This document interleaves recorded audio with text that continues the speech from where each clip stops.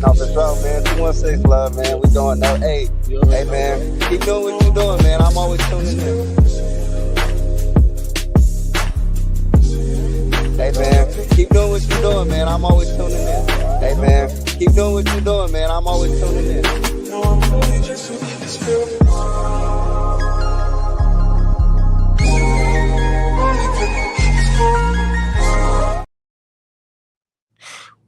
What's going on, y'all? Y'all already know what it is.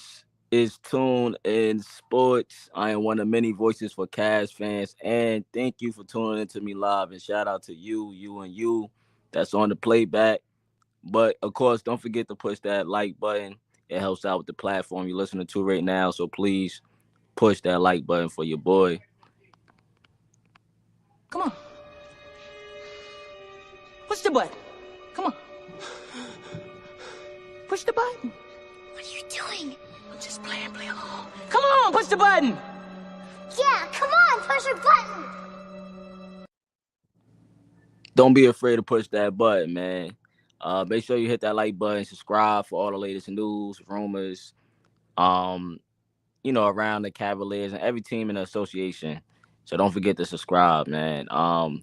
But yeah, man, let me see the comments real quick before I continue on. Shout out to my guy, Humble and DFJ. I see y'all, man. I see y'all. I know that ain't who I think it is. Little Big Brother. He said King Tunensports, man. Hey, man, I ain't no king, man. I'm just me, man.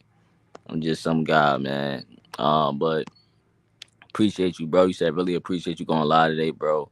You a living legend, fam. Tune. Yo, you make respect, man. I appreciate that, man. You make me man. I feel that, man. I appreciate the kind words, man. If I can make somebody day, better, I will. I try, man. But I appreciate you, Humble, man. Kind words, bro. You know what? Round of applause, man.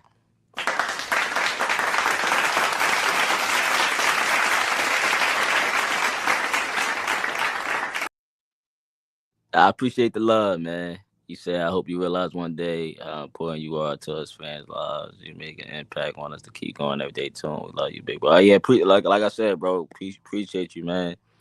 Yeah, appreciate you, man. I appreciate the kind words, bro, for real.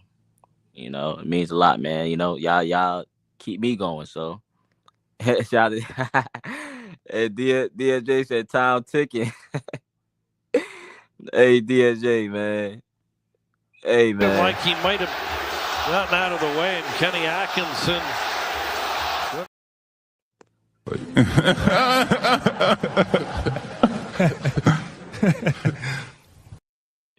Yeah, I get it. Insider. That's an insider. But yeah, shout out to Joseph, man. Shout out to my guy Joseph, man. Y'all know Joseph come up every stream, man. Shout out to Joseph, man. Y'all sub up to DFJ. You rock with the Philly or any basketball content in general, but you rock with Philly, which I don't really rock with Philly. But tap in with DFJ, tap in with Joseph, man. His platform over there, man. They doing big things, interviews, and they doing big things, man. Him and Mike. Shout out to Mike. They all doing big things over there, man. So tap in with them as well, man. Joseph be having the news, Joseph be having the insights. Shout out to Joseph. But yeah, like, subscribe, and share, man. Shout out to Mike, man. I see you, Mike. I see you, Mike. My main man, Kenny Axe. Yeah, Kenny Axe and the GOAT, man. Shout out to Kenny, man. I love Kenny. He said Philadelphia. Shout out to Sporting Page. Y'all subscribe to Sporting Page as well, man. Sporting Page. Tap in with the Sporting Page. Sporting Page got content over there too. He said Philadelphia is gonna win the NBA title next season.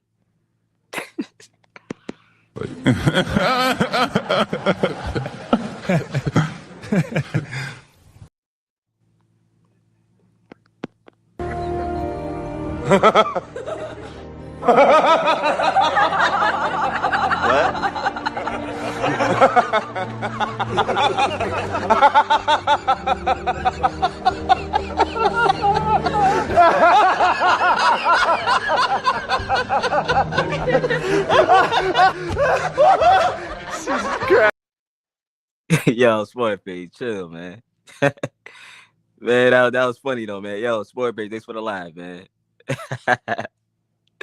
Oh, that was a good one, man. Shout out to Sport Page though. That was a good one. Mike said the only thing Philly fans are going to enjoy next season is the cool, refreshing drag of Marlboro.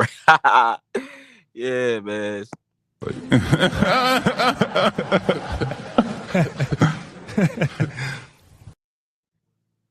Yeah, man. And we gonna be smoking on Philly next season. We're gonna smoke on the Sixers next season. But nah, yeah, appreciate y'all, man. Shout out to y'all, man. But nah, let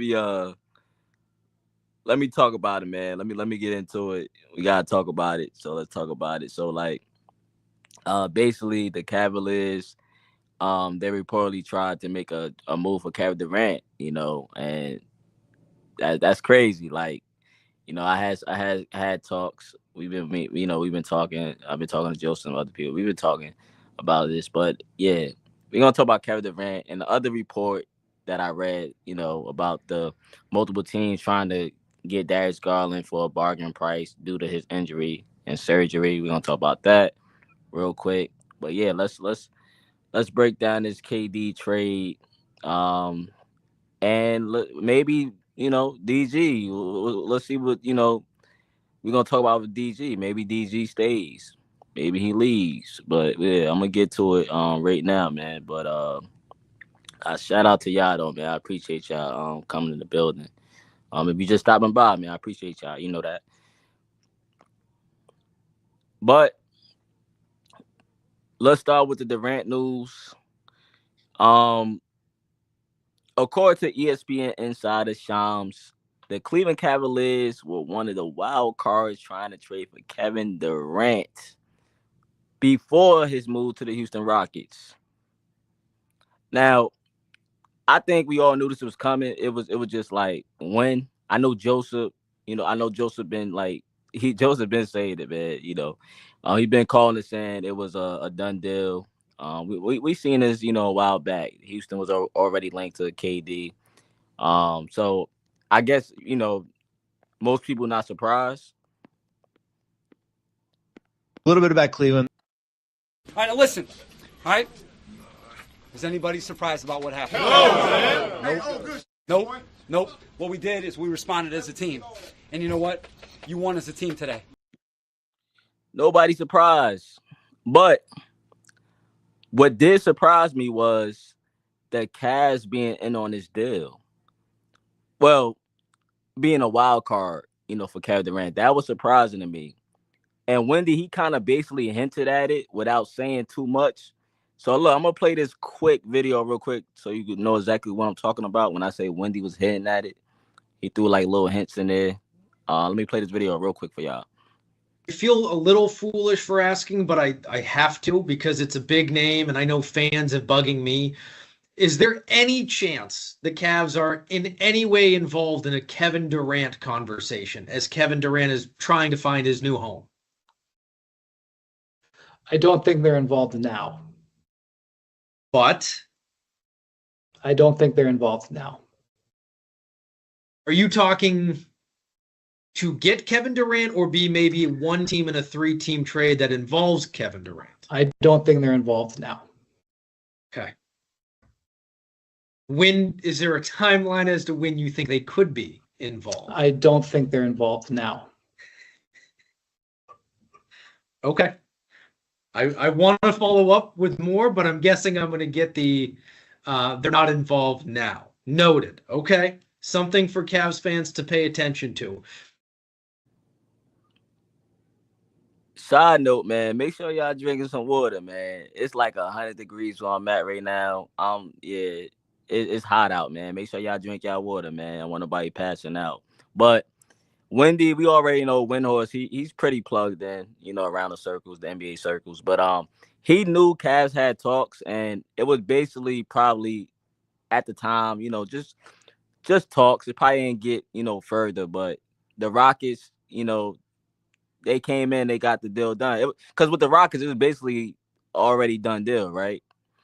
But to me, this is huge news to me because that means Kobe Altman and this Cavs front office is not just sitting back watching teams making moves or trying to improve their roster. It tells me something, right? They are actively, they active. They looking to improve this team, and they looking to make that championship push that the Cavaliers are trying to do. With the East being wide open now, I know we're going to see, people come out saying the East is open. The East is open. Tyrese Halliburton went down, speedy prayers up for him. It was unfortunate and sad to see. Tyrese went down, Tatum went down. Damian Lillard went down. A lot of guys went down, so the East is wide open. Like the Cavs management, the front office, they know and they see exactly what some of us see in this team and the landscape around the league. They're not dumb. They are professionals and they get paid to do what they do. But look, I just want to address this, right? About the Kobe Altman not being aggressive or making moves. I think that's a myth. Like for me, that's all a myth to me.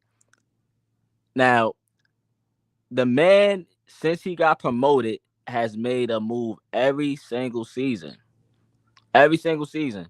The only time he didn't decide to make a move was probably at the trade deadline. I think that was, I could be wrong, that could have been a 23-24 season. But besides that, Kobe, he made moves like every season, no lie.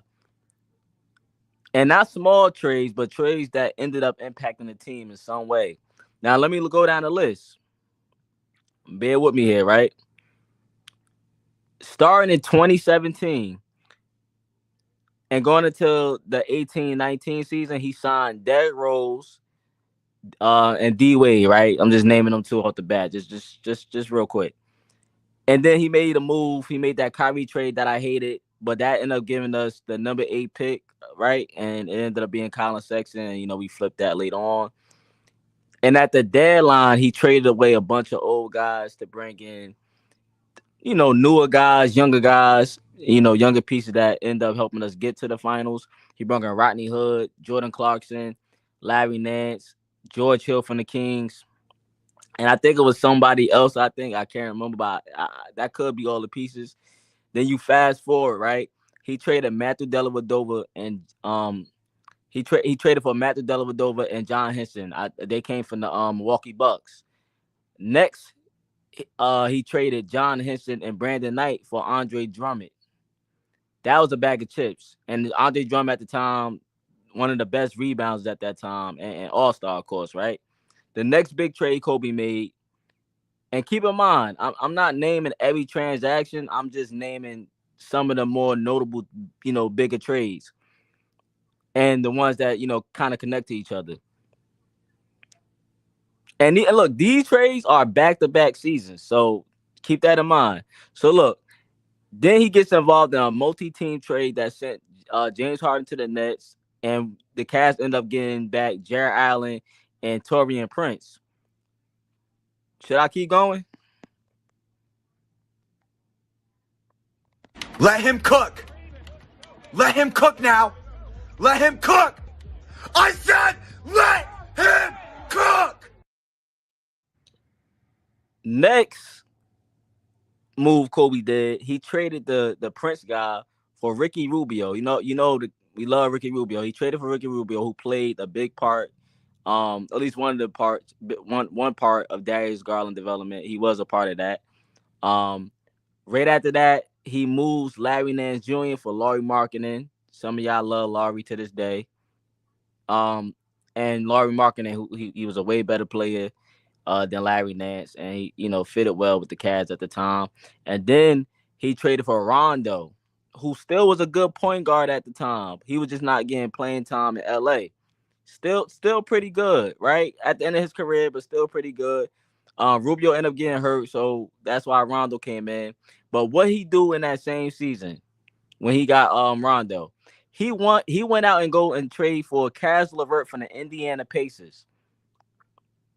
Like, these are some underrated moves right here. Like, in my opinion, these are very underrated that I'm highlighting. Kobe Altman is a better GM than David Griffin. I don't want to hear it, man. I don't want to hear it. Look, next season, I'm still going. Next season, it was reports. We going at the I got tongue tied. We going at the Murray, DeJounte Murray from the at the time he was on the Spurs at the time, right? And then he was on the Spurs, so he's going at DeJounte Murray, while Donovan Mitchell was about to get traded to the New York Knicks. We know the story with that. And what happens? Like Kobe said, scratch the Murray deal, and he went after the big fish and he caught it. Instead of getting Murray, Atlanta ended up getting Murray. He went out and he traded for Donovan Mitchell, who's the better player, best shooting guard in the NBA, top 2 at the time. Because I know some of y'all want to debate, debated between him and Booker, but at that time, the best trade he ever made. And that, look right there, that's an automatic contract extension. Like right there, you traded for Donovan Mitchell, and then the next season he gets a Niang, George Niang.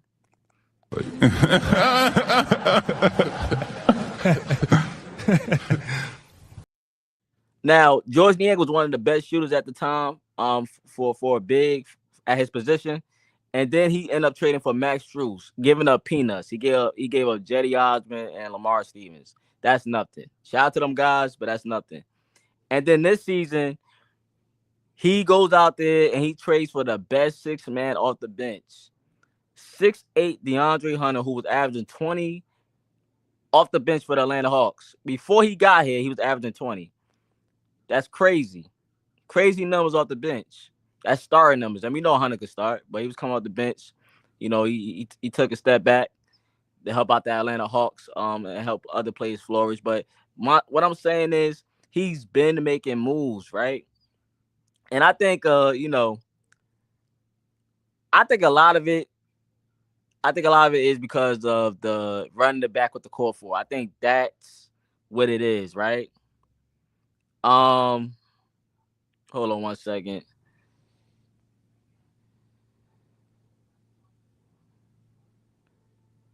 But I think a lot of it is running back with the core 4. That's what I think a lot of people, like to, go at, right? And I think they forget about Kobe Altman's resume. I get it. But look, what I learned is to never doubt Kobe. I've seen how he's moved for the last 8 years, and he's very strategic, and he do stuff when you least expected it. Like, I just had to cook on that because I think some fans, I think we got to be patient. Some of us could be impatient, but we just have to be patient. It's nothing wrong with that. And if nothing happens, then by all means, let your voice be heard. Go in on the front office if you don't like the way the direction is. If you don't want to run it back, I get it, bro. Trust me. I'm starting I'm leaning I want to trade for somebody, but I think as far as the DG, I'm gonna get the Garland in a minute. Give me 1 second. But I say this, right? I say that because KD was a last minute trade. because he said in so many words, I'm talking about Kobe, they're going to run it back. And he's not going to make a panic move. And I agree with him. Like, you should not be making panic moves or, going by other teams, Like, but last minute trade for KD, when you are last minute, like you're a wild card for KD, and what do that tell me? Because we know KD already been rumored to go to this destination. But if you're a last minute destination for KD and you coming at the last minute trying to see, what's good, what do that tell me? The only way you making a trade for KD, you have to be offering up someone out of the core four, right? Right? Or no? Because the first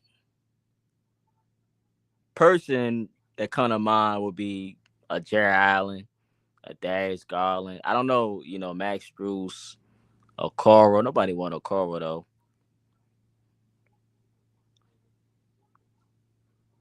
It has to be somebody out of the core four. Because it's already a complicated trade to try to make financially, trying to get KD to Cleveland. And you're not giving up a Coro, I don't think, or Max Strus. I don't think they want that.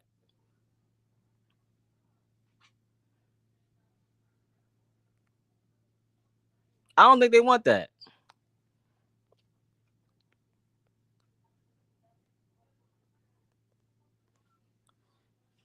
He said Philly has a good chance to win.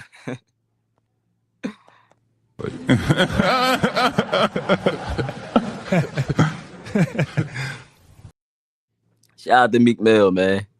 Hey, what DMJ at? Where my guy DMJ at, man? Snap, man.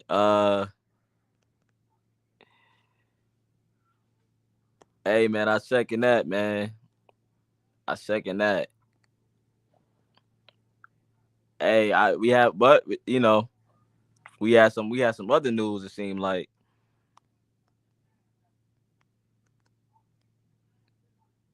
he says anybody surprised. All right, now listen. All right. Is anybody surprised about what happened? No, man. Nope.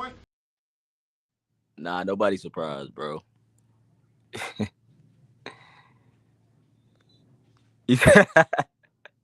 Hey, I don't want to get fined. Hey, sport page, I don't want to get fined. All right, bro.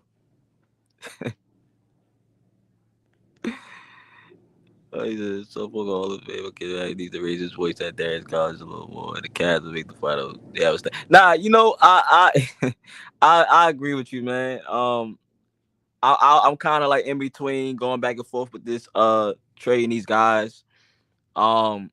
Yeah, Kenny Atkinson could get vocal. He probably not I don't think he's like, I don't know who to compare him to, but Kenny Atkinson, DG just gotta stay healthy. Cleveland is similar to OKC. Yeah, both got good good call. Well, I thought we had good depth. I thought we had good depth, but OKC, deep team, young team, best defense. Cavs had the best offense. We both have I would consider we both have like top players in the NBA. Yeah, we both have top 15 players. Top 10 players, I say. I think Diamond is that good. Yeah, we Cavs. The thing with the Cavs, bro, I know people don't want to hear it, man. Because injury is just part of the game, bro. But we was banged up, we was hurt. I don't know, bro.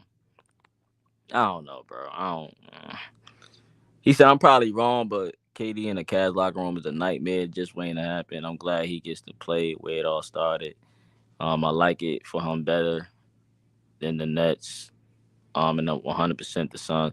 Yeah, the Suns was a crazy situation for him, and they have a guy on the team that is holding them back. They got a guy over there that's holding the team back, but yeah, that team just wasn't built right.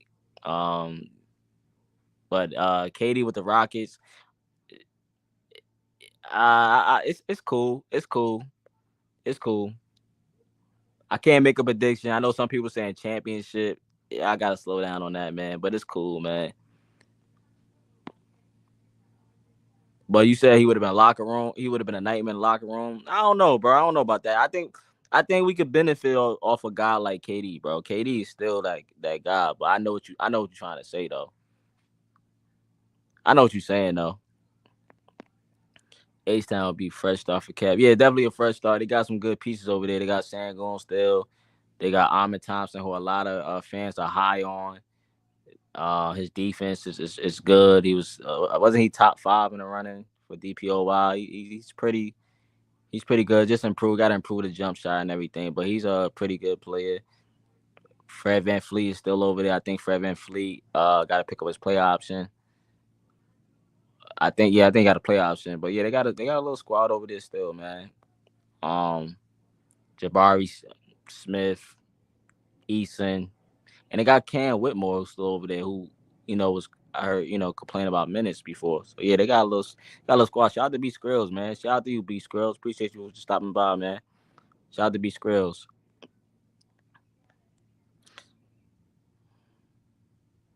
Yeah, I agree, man. I mean, for like it's really championship or bust, bro.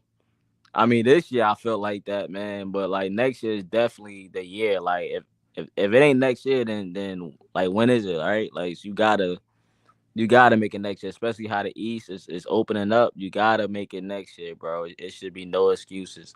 Like this year was no excuses. I get the injuries, but next year it's definitely gotta be like get there, bro. So far it's been 7 different teams have made it to the finals to win. Yeah, me and my I was talking to my boy DFJ.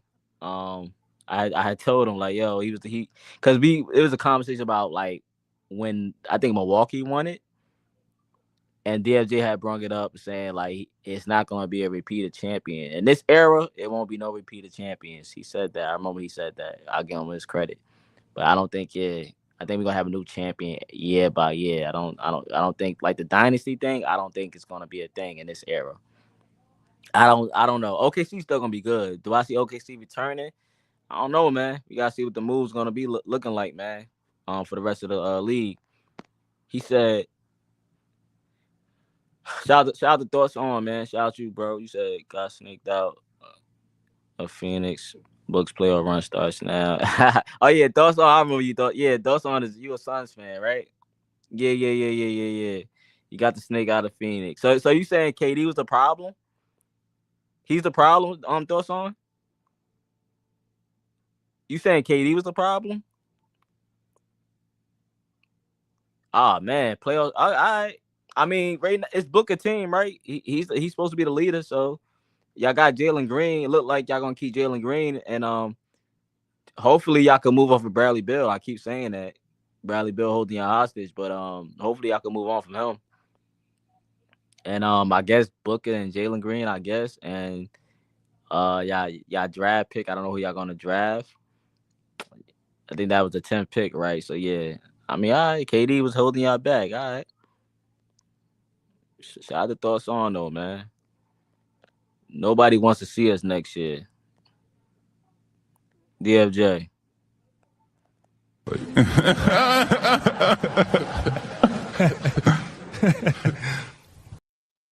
You don't want to see nobody next year, man.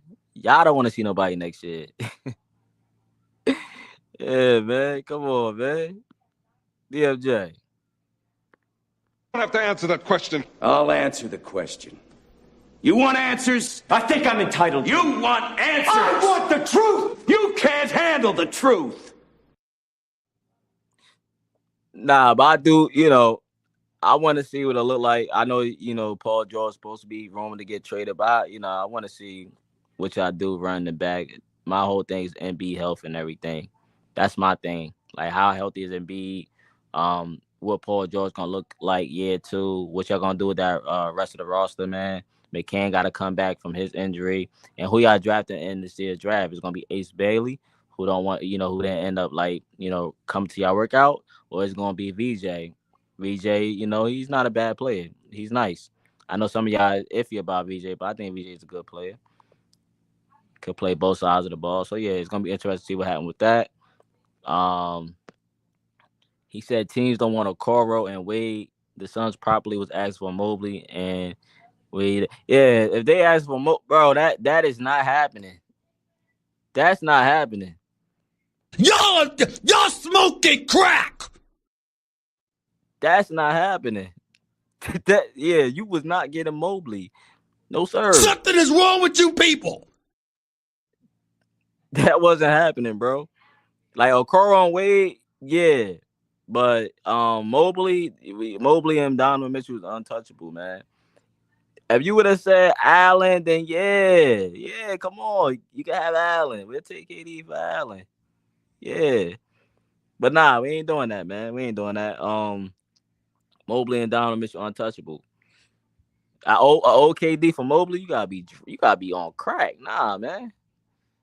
And they wanted a bunch of. We was not getting them all them picks too, man. We gave them a bunch of second rounds. No, we had a first. We could have given them a first. We got a first round pick to give before it's a deadline with that. But yeah, B Scrub, that wasn't happening, bro. You said would you start Russ or Van Fleet? Russ who?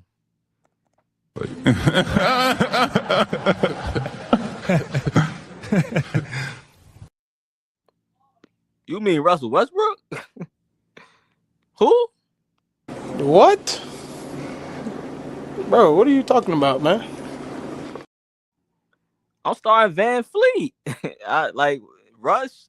Well, Russ is rumored to go to Houston. I don't think so, but I'm starting Van Fleet, bro. Nah, I'm not. We're not doing that. Van Fleet is away. Yeah, nah. Van Fleet is a better player. You said a little bit. You saying Russ go back to Houston and team up with KD? It could have been a possibility with Miami. If Miami would have traded for KD, maybe Russ would have went to Miami. But I don't know. I don't know, bro. Russ going back to Houston. I don't know. We'll see, bro. We'll see what's up, bro. You said Raptors, Lakers, Bucks, Warriors. Raptors, Lakers, Bucks, Warriors. Okay, see.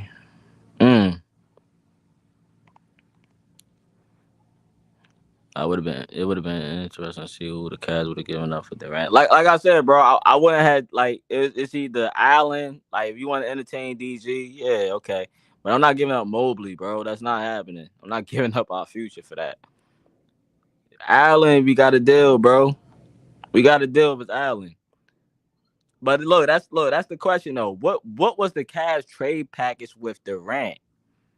Like Kobe had to include Jared Allen or Darius Garland. I would assume that would be the conversation, right? Two positions the Suns could probably utilize. Because if they called about Mobley, then yeah, that was Kobe hanging up. Maybe some of y'all might think about it, but Kobe probably like, nah, bro, we hanging. Conversation is short. Keep it short. Jared Allen, maybe DG, okay. But let me know. Like, let me know what y'all think, man. Because at the age KD is at, like, would you have gave up Mobley to make that deal happen? Me personally, I wouldn't do it. Not at that cost, nah. But again, what this tell me, what this tell us is Cleveland, like, they're not just being content. Like, if it's a deal worth negotiating, I think they doing they listening. Now, what's funny is they said that the Cavs, not actively calling people, but they will answer calls just to see what the conversation is. And again, my question: what was the trade package like? Did the Suns call them, or did the Cavs call the Suns? I would think that the Cavs called them because, what do we have that would make the Suns call us when the Rockets and Spurs got better assets? Unless you mentioned Evan Mobley, but we already said, like, that's untouchable. Even though, like, the Kevin Durant deal did not go through with the Cavs, it's, for me, like, the fact that they are attempting and make an effort to do something that says, like that speaks volumes to me.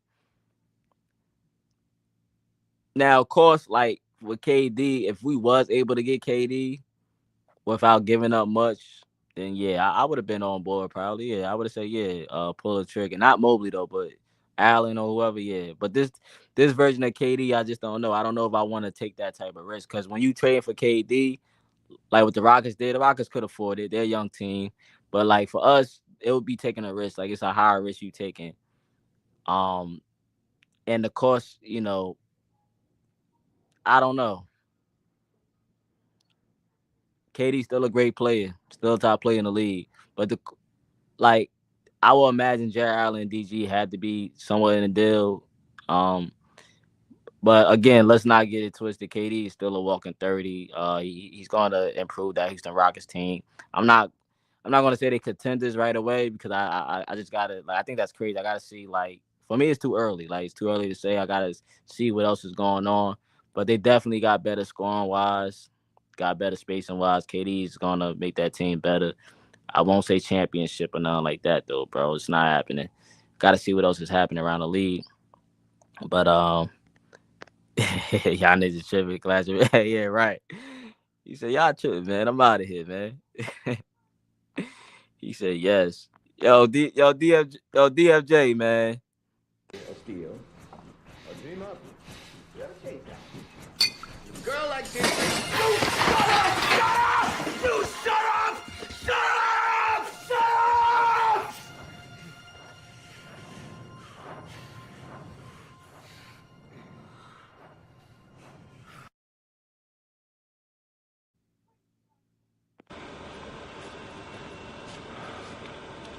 Shame.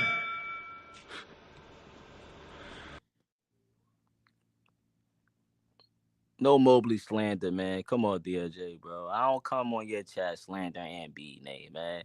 I don't know why you feel like Mobley ain't the next, the next him. Come on now. Mobley is easily a top 8 power forward in this league, bro.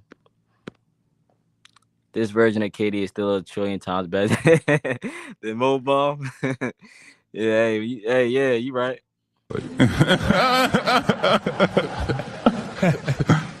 You know what I'm saying? So you're not disrespecting me. You just kicking facts. Or you kicking your opinion. No, listen. I said that from the beginning. Listen, Charlotte. Is that an opinion or is that a fact? I would think it's a fact. Opinion. No, ain't no goddamn fact. These are all opinions. Now, I won't disagree with you, man. A trillion times is crazy, though. That's crazy. But is he better than Mobley? Yeah, he's better than Mobley.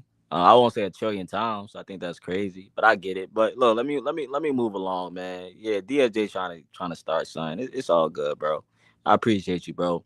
But let me get into the Darius Garland thing, man. Let's get to that real quick. That's my last topic. And I find this very interesting, right? And it's gonna tie into the KD thing.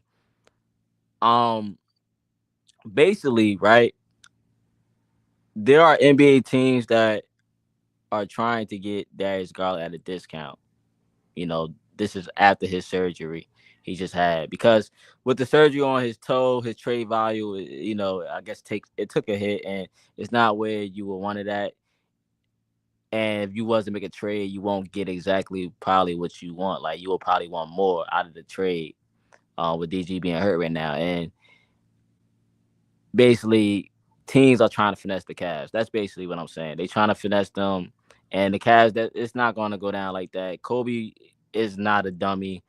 Darius Garland, regardless of how y'all feel, he's still a top 10 point guard in this league. He's an all-star. He had a bounce back year after his, down year the year before that. And he got hurt in the playoffs. But, you just don't give a guy like that away or take less. It has to make sense. But it's just not good business by, selling him at his lowest, right? But here's the thing, right? Let me read this quote from Terry Pluto from Cleveland.com.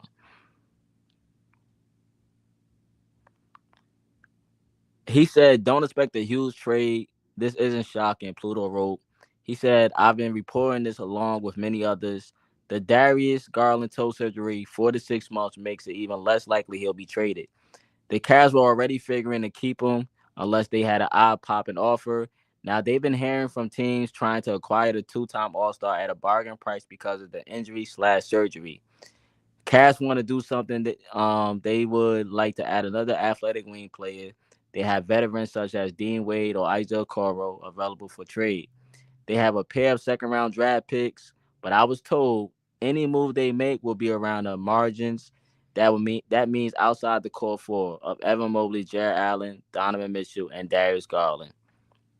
Now, the reason why I did read that is because this was said before the Cavs were reported to be in trade talks with for Kevin Durant.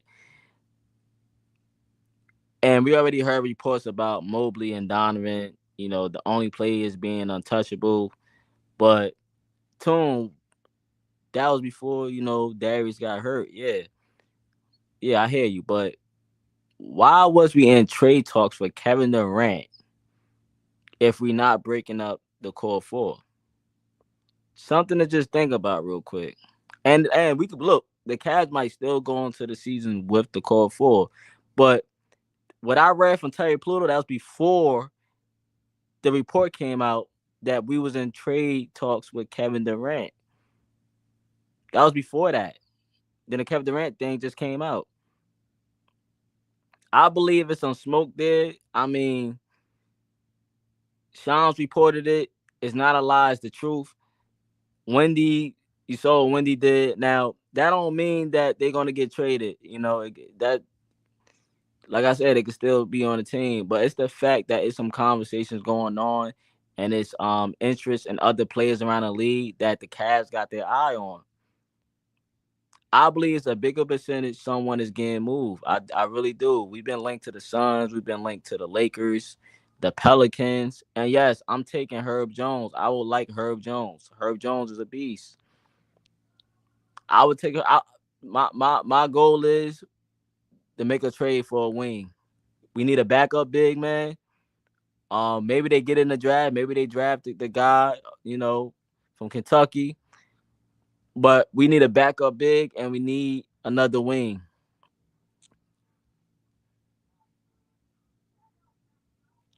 But my question is, y'all don't think that attempting to ask about KD is being a little aggressive? Like Kobe's strategic, man. I'm telling y'all, man. You hear things like Hunter could start playing more positions, like the shooting guard and a Coral Wade being shot. I'm just thinking about all this, man. You ask me, they scouting, man. They exploring their options because they know we are a pretty good team. Not great, but with the East being open now that's another question. With the East being open now, do this affect the way they do things now? With the injury to Tyrese Halliburton, the Pacers, more than likely, they ain't gonna be, So you got teams like the Magic you got to worry about getting better, and Detroit and some other teams, and the Knicks are still gonna be in a way. But the Celtics and Pacers, you can X them out. So do this affect the way the Cavs operate? Do the Cavs say, "Yo, we gonna keep Garland"? And I think, hey, you know what? They probably should keep Garland, right? I think they should keep DG. But do they say we keep Garland? We keep the core four together. We try to trade the rotation guys off the bench and try to see if we can get better right there. We got to bring Todd Jerome back. Or do they say, yo, let's trade Jared Allen to bring in that wing piece? Because I think Jared Allen could give you a wing. If you do a deal with the Pelicans, who's the players you will ask for? Herb Jones, Missy, the big man. Think about it.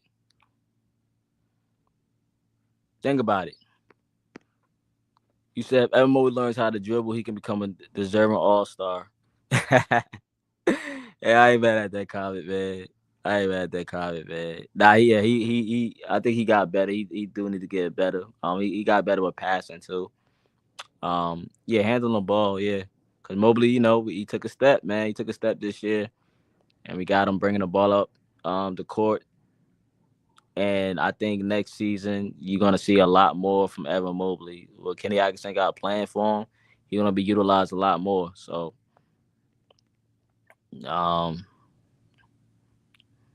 he's a great young talent. I'll admit that. Yeah, DSJ be tripping, man. Come on, man. Already all NBA, All-Star, DPOY. Come on, man. Defensive first team. Come on, man. Come on, bro. You said bring everybody back, but Curl and Strus.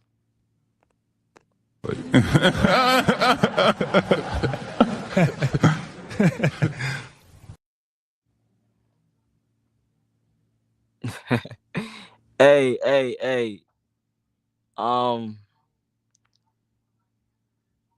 He said, I'm gonna drop the link. I'm gonna drop the link. If anybody want to chop it up real quick, I ain't gonna be on too long. Probably get, if you do come in, probably get off in like 15 minutes, or we'll see what happens. But if anybody want to come in, you could come in if you want to come in. But I'm gonna drop the link real quick if you got anything you want to say, man. But he said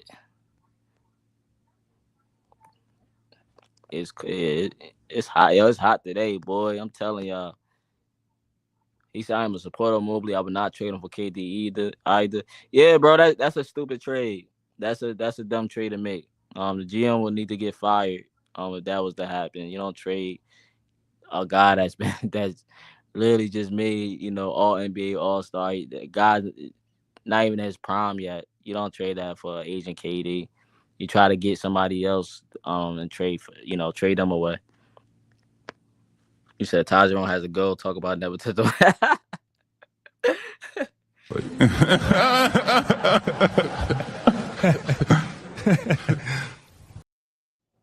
Nah, I like sporting page. I like Ty Jerome, bro. I like Ty Jerome. His story.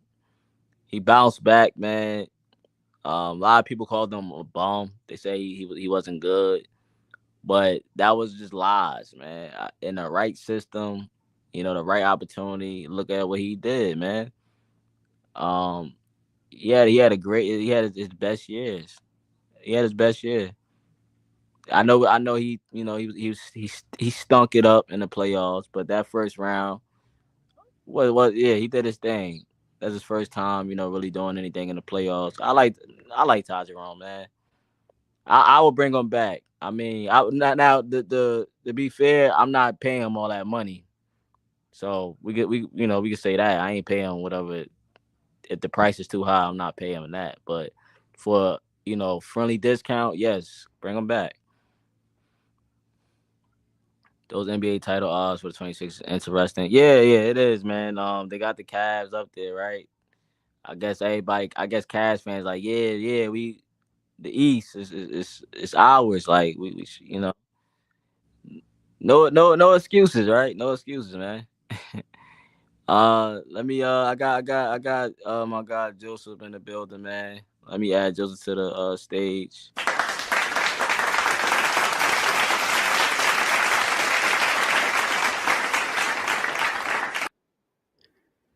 What's good? What's good, Joseph, man? Welcome, man. How you doing, bro? Oh, good. I had a pretty good weekend. It's hot as hell outside. It is. Yeah, hot as hell, but not as hot though as what's brewing right now. I think behind the scenes, it's getting a little interesting out there. Yeah, man, it's heating up. It's heating up. Yeah, it's definitely heating up. I talked about it last night on my show. I think I agree with you. I mean, if you're calling about Kevin Durant, I think the reports that Garland and Allen are expendable that came out after the season, that report was true. Mm-hmm. I think what Terry Pluto was more of, was more of reporting on was, more of his values just not there right now because of the toe injury. I think had the toe injury not come out, or had that not happened in that report, since that's come out, I think his value would still be a lot higher and teams would be calling about him. But I think teams are just scared by that toe injury because those are tough injuries to come back from. Anything below the knee, below the hip, really, but really below the, from the probably from the hip down, that especially in any league, any sport, that really starts to concern teams and raises an eyebrow. So I don't know, man. I think it's something starting to heat up, though. I think he has to make a move. He's always been aggressive like he showed earlier in years. I think what he can't do now, though, is stop what's got him here, which was my point on my show last night. He can't just stay pat and just try to bank on, well, we were this, and this year. You have clear holes in that roster. You're not – other teams got better. Magic got better. Other teams will get better. I wouldn't be surprised if the Knicks got a little better in maybe certain areas. But I think that they got to stay aggressive. The Magic, some people thought they gave up a little too much for Desmond Bane, but the Magic see an opportunity. They got a star player, and Paolo Banchero, who could become a superstar, is on the verge of becoming a superstar. They got other great core pieces. They got their team set. They just needed shooting. So they said, we're going to go out and get a really good shooter who has playoff experience. And we may be overpaid to some people's eyes, but as wide open as the East is next year, you have to go all in for it. Your window, when the window's there, you got to take it. So I think Kobe Altman needs to get really creative. Now, I also think part of me still, I think there could be something else they could be waiting on that maybe hasn't come to fruition yet. I mean, they're always looking ahead. They're always communicating with agents and stuff and seeing what's going on and who's thinking what, and they have a good feel of what's happening. So I think I don't see anything before the draft Wednesday. I think they'll try to maybe make a couple moves and maybe move up in the draft to get a player they like, probably a backup big. I hope it's Amari Williams. I think that's perfect for them. But whoever they like, I'm sure they'll try to get. I think it'll be one player they'll take from this draft. And I think from the 26th, which is the Thursday after, that night after the second round to the July 6th, that's about a 10-day window. That 10-day window is their window to make something happen, in my opinion. July 6th, yeah, that's a Friday, right? I think July 6th is a Friday. Sunday.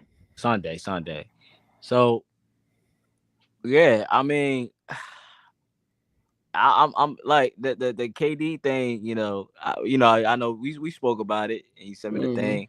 I was like, wow, okay. I was like, I wasn't sure if we was in conversation or we was gonna be part of the deal somehow, get something in return. You get what I'm saying? Maybe that was the case, but it seemed like the Cavs was actually trying to be, a wild card and actually make an attempt, and I think that speaks volumes to me. I'm surprised it even got out. Yeah. I think the fact that it got out and that it was leaked to Shams of all people too, who he's connected to, I thought that was pretty interesting. I think the temperature's changed since that report, and I think, like I said, I think you and I are thinking the same thing.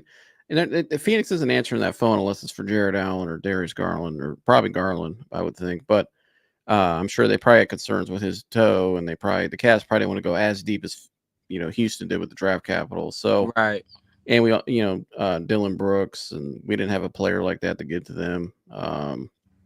Dylan Brooks is a solid player; he's really good defensively, but so yeah, I mean that was probably a better deal, and I think that's ultimately where KD wanted to go to. So. Yeah, he wanted to go to Houston. That was his destination all along. Yeah, that was destination all along the way back to last summer. Team USA. I mean, him and Ime Udoka really hit it off at that Team USA. Remember, Udoka was supposed to be with the Nets before that situation. Yeah, so they've always had a pretty good relation. They really grew closer at Team USA, and I think they kind of viewed it as like, from what I was heard, it was kind of like, hey man, down the road, if we got the opportunity, like we should definitely team up together. I think we can do something. So and it happened. So him and Ime are really on the same page. And Houston didn't view Jalen Green as that kind of the money he was demanding going forward, as he should demand with the market, but with his talent. But I think they made the right decision. Obviously, you can't pay that guy right now what he's wanting. I don't think he's worth that. I think he's still immature as a player. Yeah, he's got a lot of growing to do. Hell of a talent. Could be a top 10 player one day. He's that talented. But he got the talent. Yeah, he got the talent. Yeah, but I think it was a good trade for both sides. I think if you're Phoenix, you need a star, a possible star. Maybe you can do what Oklahoma City did within the next 3 to 5 years. They acquired SGA, got draft capital, hit on the picks, make smart trades. But one thing I think people need to remember too, I hear a lot of people today going back to the Cavs now and talking about, well, OKC kept their core and blah, blah, blah. But that's not actually true. Josh Giddey at one point was a younger player that they considered part of their core guys because they drafted him, they developed him, and was playing pretty well for them. Obviously, had the little thing off the court. But, they ended up trading him from Alex Caruso, who at that point when that trade happened, we kind of knew who Alex Caruso was. A solid role player, possible 6-man. NBA experience. They took a risk, right? They gave away with, I think teams in their market, especially small markets. I think it's like a small market syndrome. The fans get really attached to their team's players.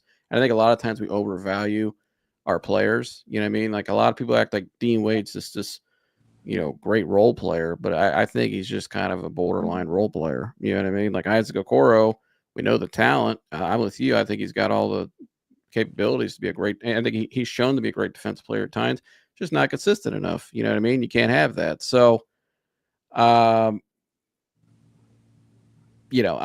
think they got to really not get attached to their guys or in the fans too. You know what I mean? You got to look at your team. A guy like Jared Allen, I think, is very expendable in today's NBA.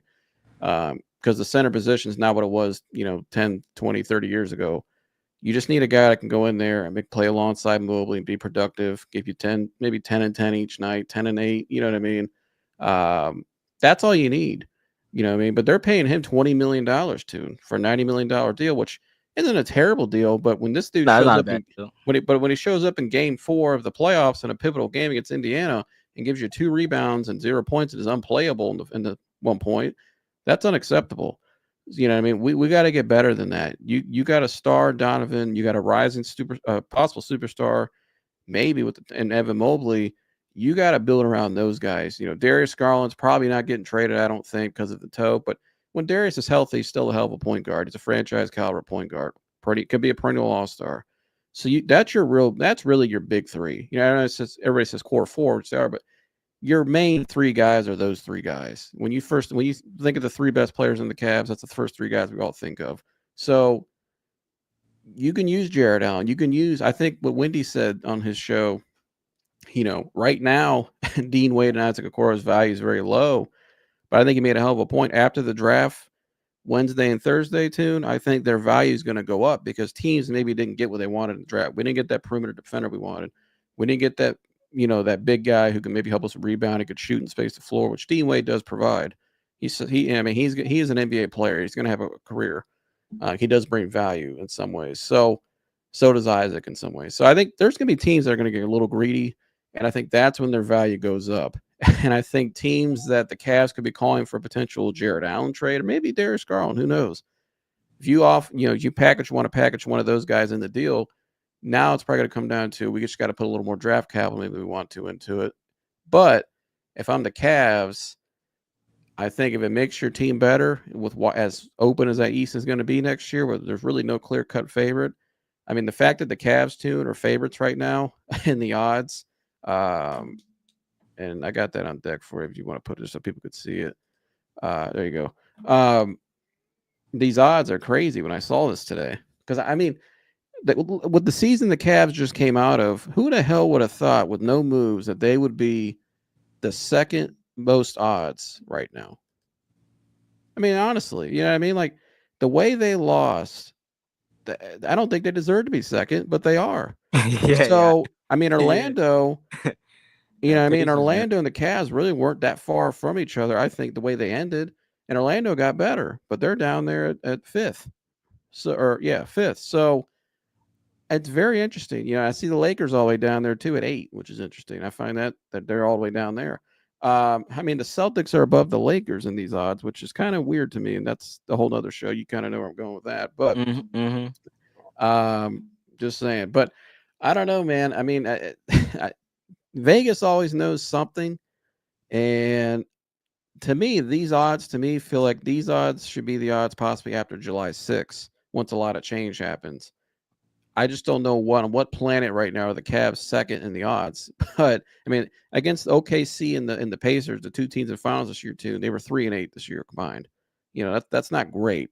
So I don't know. It's very interesting, but I feel like I'm with you. I think with all that being said, I think the value of those 2 of Wade and Okoro going up after the draft, and I think you can really now package one of those core 4 guys into that deal to get somebody that makes you better. Maybe you can get 2 players out of it. Maybe you get a Wayne and somebody else that can really help you. I don't know, because they got a lot of, I think their biggest goal this week is going to be cutting back payroll because they're between Sam Merrill and Ty Jerome. I think they may have to pick between the one of the 2. Sam Merrill could go.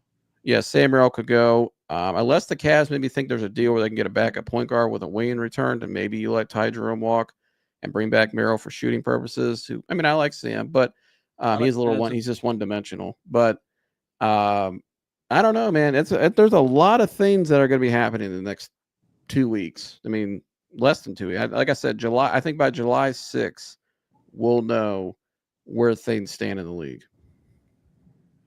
Yeah, I look, man. I think I'm more on board with trading Jared Allen than Darius Garland right now. I think that's where I'm at with it.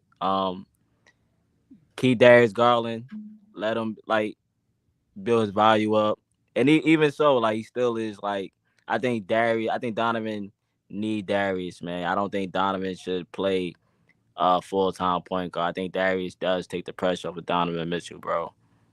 Yeah, I agree. I wouldn't trade. I thought I've been thinking and I kind of go back and forth. I want to trade this guy, but I think we should keep Darius. I think Jared Allen should be the odd man out. When you got a guy like Darius who can create his own shot, could go for 40, 50 any night. He's that capable. Those guys are hard to come by. You know what I mean? We drafted him, signed him, got him on our team. He's acclimated. The only thing with Darius is just health and defense. But I think as a team, you can help yourself out defensively by getting more guys on your roster who can actually switch out and defend. You know what I mean? Then it kind of covers that up a little bit and helps out. You just need a certain. I mean, I'm not the biggest analytical guy, but analytics does play a part. It's a tool, right? And I think if I'm the Cavs, my formula is we could score X amount of points a night. Yeah, I mean, Kobe Altman did point out they had number one offense regular season, right? How many stops can we get a night to help us get those points, right? So we're not getting beat down defensively. We have no energy offensively like we saw in the Pacers series. I mean, Donovan was out there gassed at the end of those games. And you had nothing. And we weren't, ball movement wasn't there. Guys look really tired, and because they had to use so much energy defensively because we didn't have a lot of guys that could really match up. So you got to get guys and come in here and get you stops in order to convert offensively. That's your formula. And then obviously, I think a big improvement you got to make offensively is just involving Evan more. You know, that's really all I see there. That's the plan. Yeah, and that's the plan. Like they said, he needs more than 13 shots, which he does. That guy, he could be a monster. So I mean, I think he is been a monster at times, but he can really take that next step. So that's what I want to see. You know what I mean? I think you got to get guys that can help you get stops. And I think they over switch at times and switch a little too much, but I understand why Kenny does it a lot. I think just the way they play defense and, you know, the way the NBA is nowadays, that's why a lot of teams switch everything. But if you're going to switch everything, you better have the horses to do it. Yeah, you can't switch. Yeah, like us, we shouldn't be switching everything. But yeah, I mean, we're out there switching the playoffs. I mean, that one play I broke down in my live that after was a game 2 where Ty Jerome and Dean Wade's guarding Siakam, Ty Jerome's guarding Halliburton. Halliburton goes left.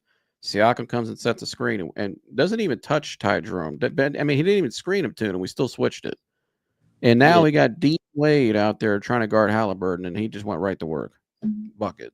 You know what I mean? And Dean Wade, nice player, but he can't guard on the perimeter. He's just too big. He's just not – his feet are too slow, crosses his feet a lot, leans over too much.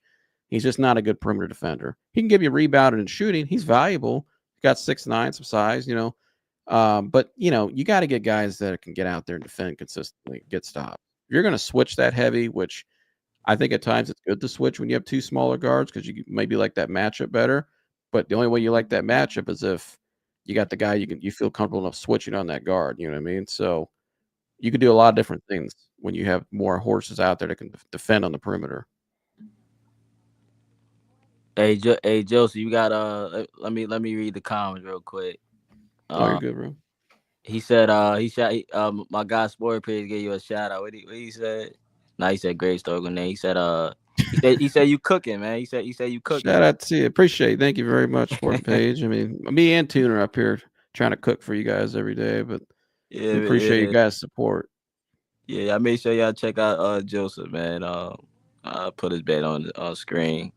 He said that the NBA Twitter keep joking about Halliburton making a deal with the Satan. Yeah, I already know about that.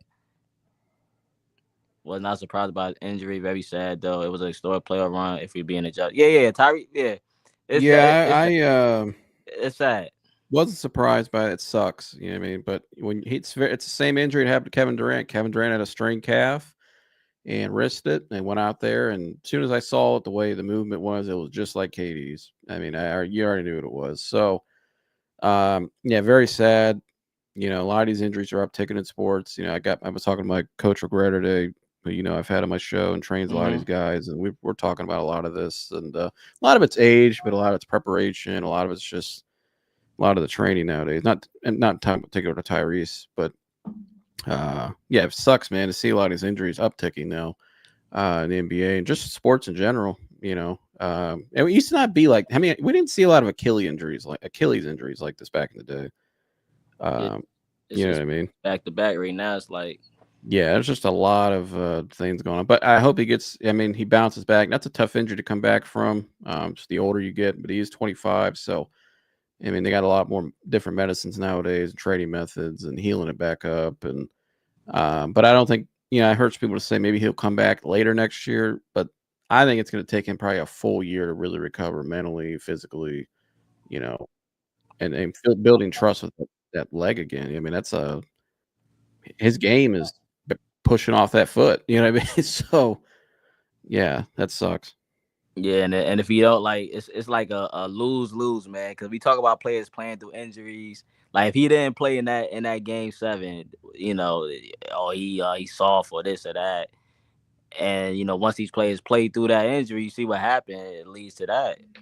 And it's just like, dang, bro. Like, if he didn't play, what was it? He knew the risk, because whenever you got a calf strain like that and you're hurting that bad, that's a risk because it's all connected. Crazy. Yeah, it's all connected down there. So it was a risk, and unfortunately the risk happened. And yeah, I mean, that sucks.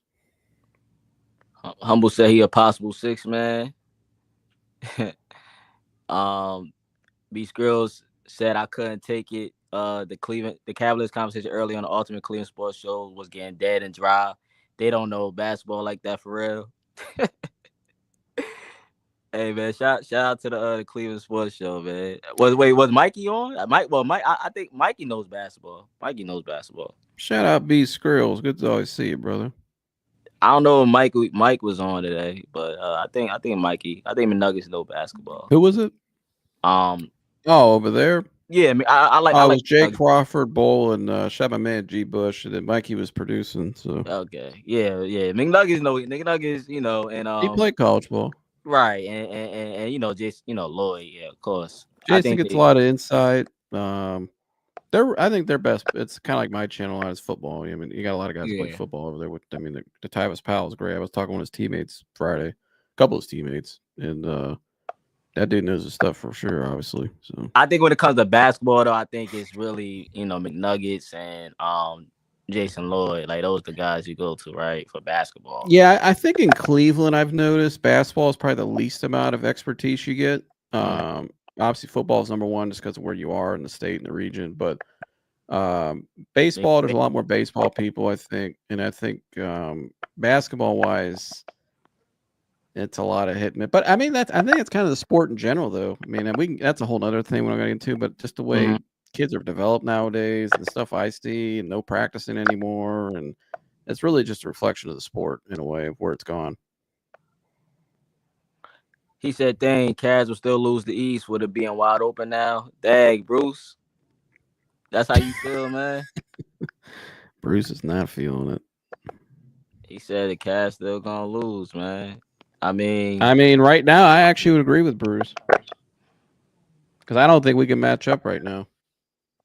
I don't know, man. They got it. Look, man. We should look. The East is open, though, man. Anything can happen. That's why we're saying, you know what I mean? We're saying they got to make a move because, man, is it more the opportunities right there. I don't think I've ever seen it this great.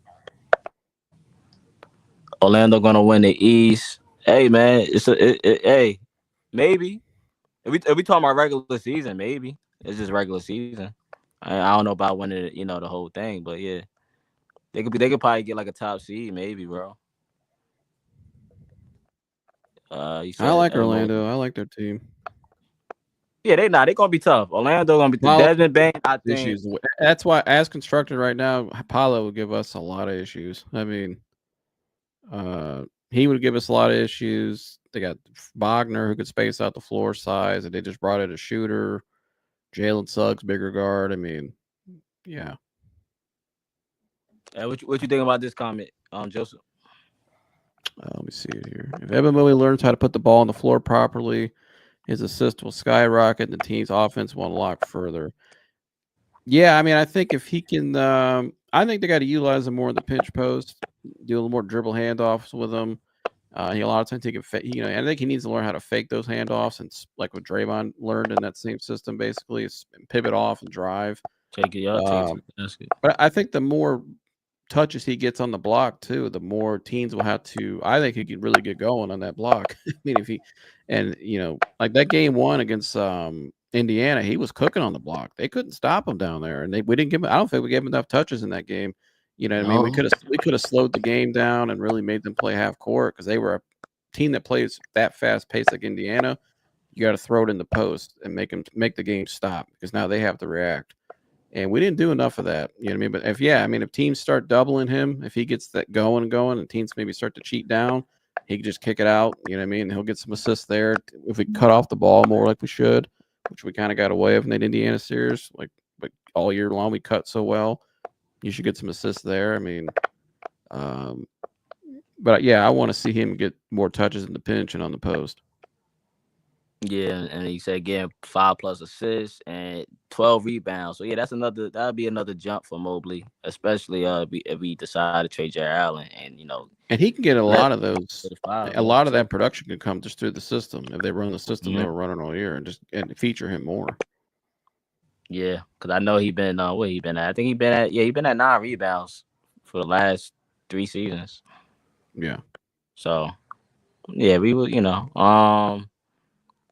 shout out to Bruce.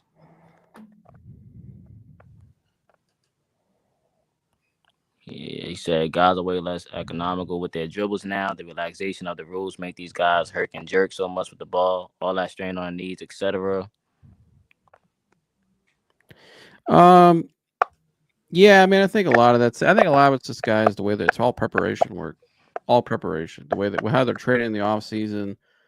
I think a lot of guys need to do more balance work, sand work, balance ball, medicine balls, that type of stuff, working balance and core, stretching, proper stretching with stretch bands, and, mobility, flexibility, and balance. And I think a lot of times guys get away from that. They just want to go in and lift weights and run, but that's good. But you need to work on your other things first, your balance, your core. You have a weak core.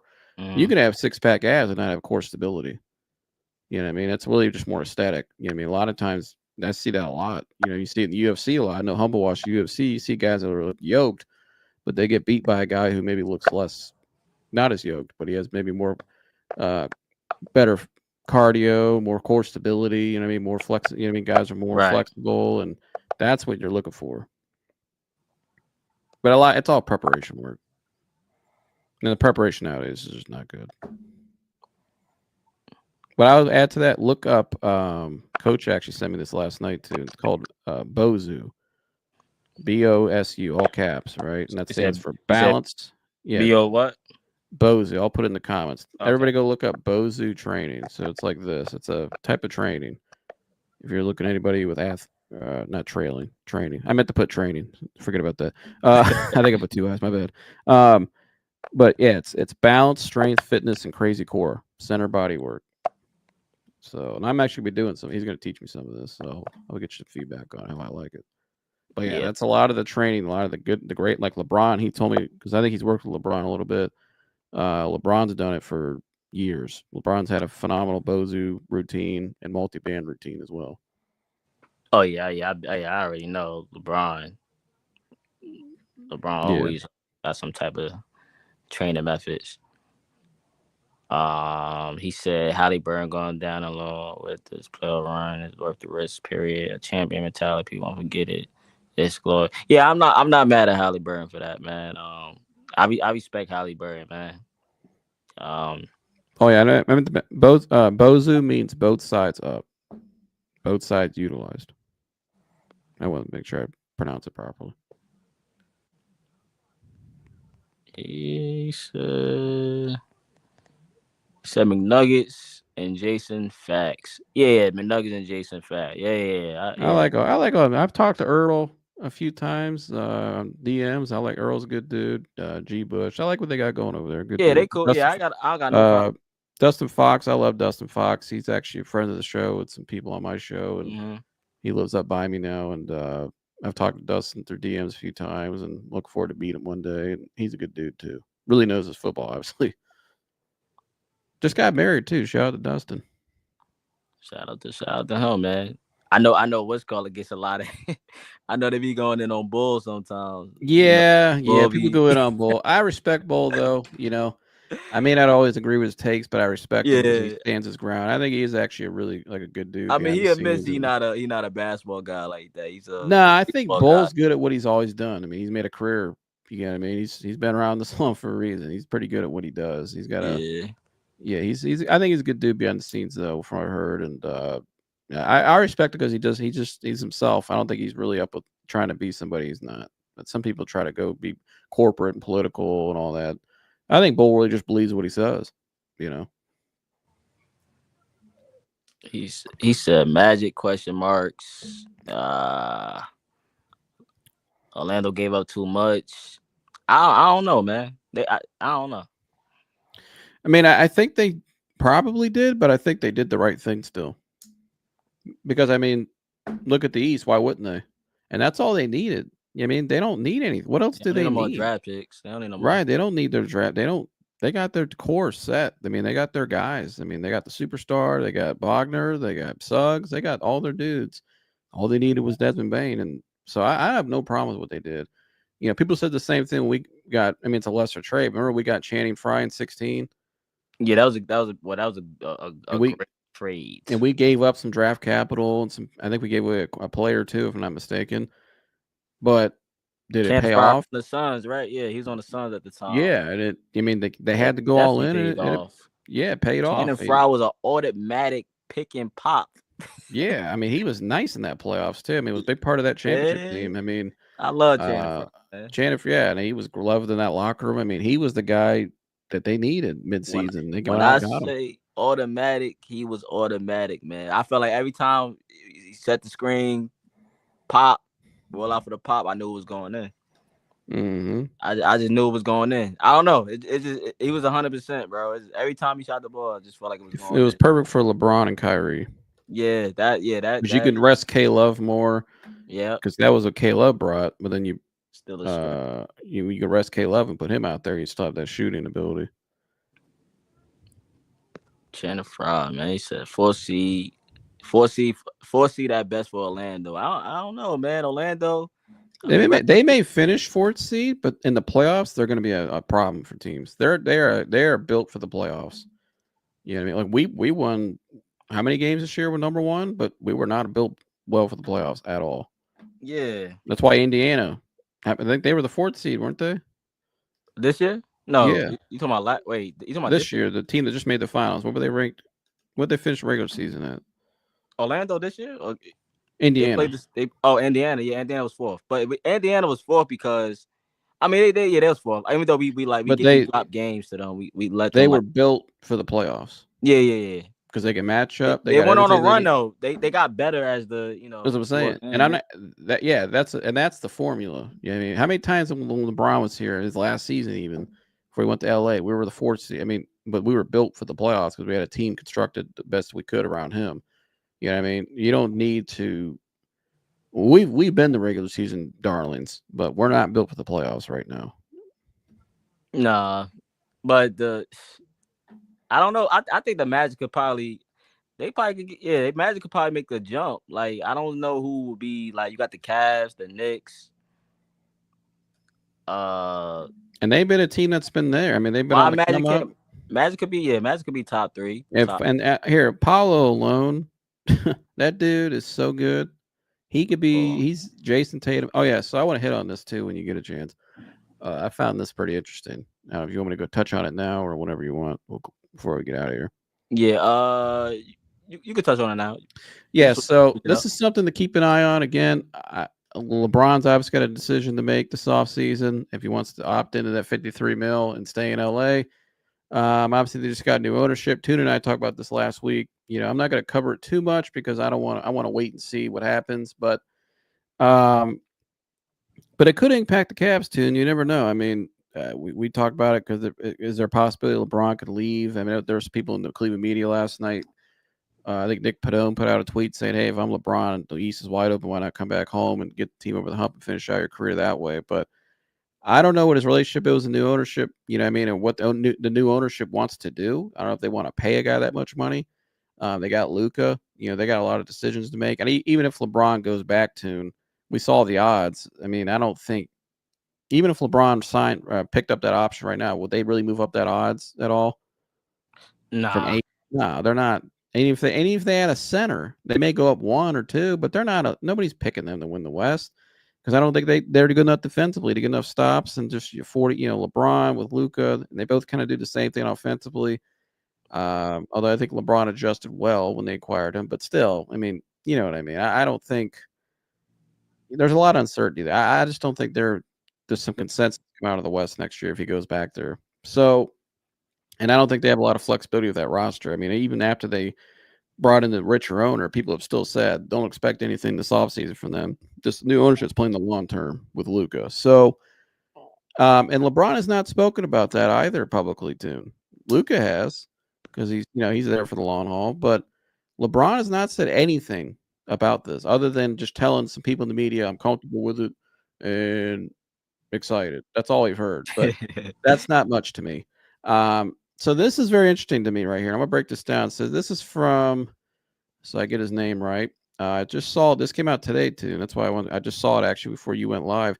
Ethan Strauss, NBA reporter. So this report is very interesting. It says, quote, based on conversations with those in the know, a ranking of the most powerful Laker decision-making officials would be Executive Director of Projects, Special Projects, Linda Rambis, Director of Basketball Affairs, Kurt Rambis, so the Rambises, President of Business Operations Tim Harris, who dated Jeannie Buss long ago, and General Manager Rob Pelinka. All right. So the first part about Linda Rambis and Kurt Rambis, they're Jeannie Buss's people. They're all, the three of them they're a group. I don't think the Rambises, from what I've heard, really like LeBron like that. I'm just going to keep it honest with you. I don't think that relationship's that good. I think LeBron's power has been through Jeannie Buss because Jeannie Buss has never wanted to let LeBron leave, like I mentioned last week, right? She's very loyal to LeBron because LeBron's done a lot of good for her. She seemed like the only one that liked LeBron. Yeah, and their relationship even has kind of soured last year from what I've heard. Yeah. So LeBron's power's gone now because Jeannie Buss, yeah, she's technically a governor there, but she's not the one making the decisions anymore. This new ownership's coming in, they're paying the bills. They're the ones that are in charge. I've actually heard the Rambises and Jeannie Buss are more focused on this Glow Wrestling League, this women's wrestling league out there. That's why she kind of took a step away too, not because of $10 billion, but she's invested in this wrestling league too. So the second part of this, you can see right there.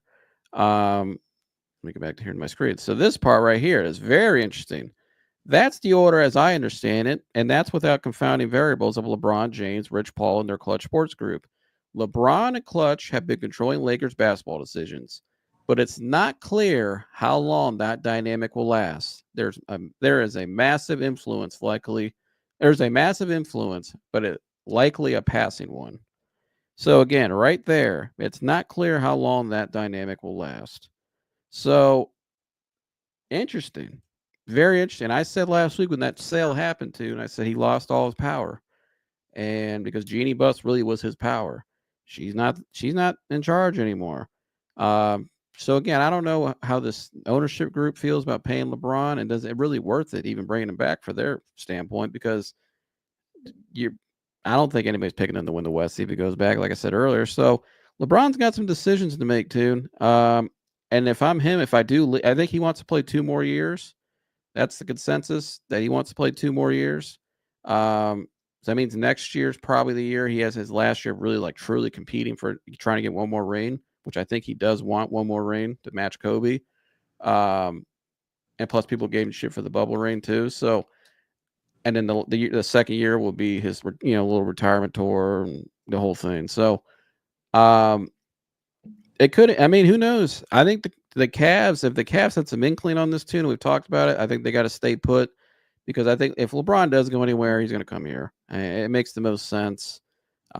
He's not going to the Knicks, so I think the Knicks. I mean, that could be a wild card, but I think it's the Cavs. It makes the most sense. It's a storybook ending, and I mean, even Nick Wright, who is LeBron's guy on TV.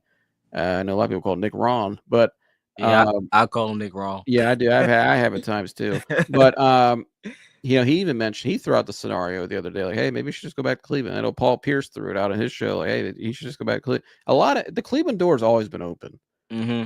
It's always been there. It's always been open, and LeBron's used it. In 2022, like I mentioned on your show, when he wanted Russell Westbrook out of there that year after it was a disaster season, the All-Star break was in Cleveland that year, and the Lakers weren't really. He was trying to make demands to get Russ out of here and trade Chris, that Dunn dude they brought in. Chris Dunn. Yeah, Chris Dunn, and was it Chris Dunn or no, who was the dude from Miami? Was it Nunn? No, Kendrick Nunn. I said Chris Dunn. Kendrick Nunn. Who was it? Kendrick Nunn? Yeah, Kendrick Nunn. Yeah, Kendrick Nunn. They wanted to move him. For that whole team, it was a super old team, and it was a retirement home in Staples every night. But he went public and went to Jason Lloyd, who we mentioned earlier, and said, I would never rule out coming back. Remember that article that came out? Jason Lloyd said he got some shit from LeBron's camp about putting it out, but I don't know how that is now. I mean, I don't want to put words in people's mouth, but I remember that's what he said. But then he said it. He said it though. I mean, Jason. He said it out loud though. Yeah, he did. He said it out loud. He said it many times when he left to go to LA. I did a video last year. This dude was on the channel. Actually, I might even pull that up. Some people may have never seen this. I don't think anybody ever saw this, but I even before I was doing this too, and I was always locked in. Oh yeah, I know. This man went on Channel 3 News in Cleveland. The day he opened his school, right? I'm gonna try to find it real quick. If you got time, I don't hold up your time though. Yeah, we got a little bit time, little bit time left. Yeah, I'm only gonna touch on this topic, and then you gotta go. But yeah, he went on Channel 3 News the day he signed right after he signed with the Lakers, and the day he opened his school, right? And she asked him straight up in the interview in the school, would you ever consider coming back out or coming back home and running it full circle? And he didn't rule it out. He said you never know. You know what I mean? So that's when he opened our promise. You talking about the first day he opened our promise school? Yeah, it was that day. It was July of 2018. I'm gonna pull it up right here. I've actually found it last year, and I played it on my show because I did a whole thing last year about this and how it's always a possibility. Let me see if I can find it real quick. But what do you think about this? I mean, I think that's pretty interesting, though. I mean, what they put the end there, and the Ramesses and the new ownership. I mean, it's a very unknown situation right now, and he has not spoken at all publicly about. I mean, he could have had the opportunity this weekend at Fanatics Fest and said he's up there talking about retirement and other stuff. He didn't. They're very calculated the way they're moving about this. Yeah, LeBron is very strategic. That him and Rich Paul, they strategic, man. I already told you, man. I'm all for LeBron coming back, man. But I'm not getting my hopes up. Like I know, like I'm at the point right now, like I have to see it to believe it. That's where I'm at with it. I gotta see it to believe it. Like it's like you said, it's a possibility, right? It's a possibility, but for me, I gotta see it to believe it. With this guy, I feel like it's a situation that may just happen.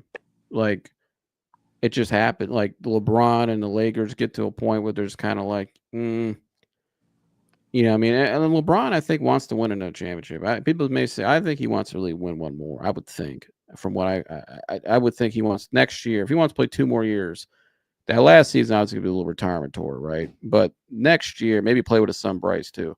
But next year, that's the year to compete. Like. He's not going to go out there just wasting it. What's his goal next year? Why even go out there if you're not trying to win? He should come to the East right now. The East exactly. Is opt out of your contract. Nobody. We're not trading for you. Opt out of your contract. Come to the East. It's right. If he's really serious about winning, then he will come to the East. If he's really serious about winning. If he's not, then he's going to be content in LA, playing with Luka, trying to figure it out and build around that team. trying to find pieces to put on the team. But if he's serious about winning, you will go to the East, go to Cleveland, or whoever. But go to the Cleveland Cavaliers. And B. Skrills just hit the nail on the head. Put that comment right there. Mark Walter is not about to put up with clutch sports because they know they're always trying to take over teams for real. Yeah, and that's why at the end of that report I showed, it said their days are basically numbered, right? And I'm just telling you, man, from what I've heard, his days there are numbered. So Mark Walter too, if you know his baseball history with the Dodgers have at many times have had guys who were successful players, good, great players, and they moved off from him earlier. Like they've shown they're not afraid to move off. They serious. Yeah, they're serious. Like they don't care who you are.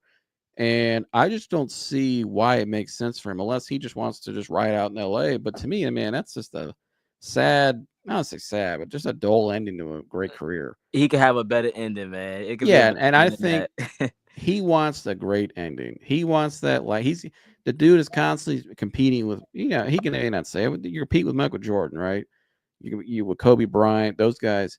What did Michael Jordan have? The Last Dance. Went out with a bang. I know that he had the little Wizards thing, but the Last Dance was the real, like, I think LeBron is in a chance as still at a place where he could still compete. I mean, he's still good enough to compete and win a championship. He still can play at a high level. So he needs his last dance, which is why on my show last year I called it "What's LeBron's Last Dance Going to Look Like?" And I got that clip right here for you too. You can play it real quick. Now this was at the end of the interview. This is the day. Is it up there? Okay, yeah, I got you. Yeah. All right, cool. This is July 30th, 2018. It's the day he opened the school in Akron, a month after he signed with the Lakers. And here's what he said when he was asked that day, right after he signed with the Lakers, folks. Followed you on your journey, your fans, from the kid from Akron to getting drafted by the Cleveland Cavaliers.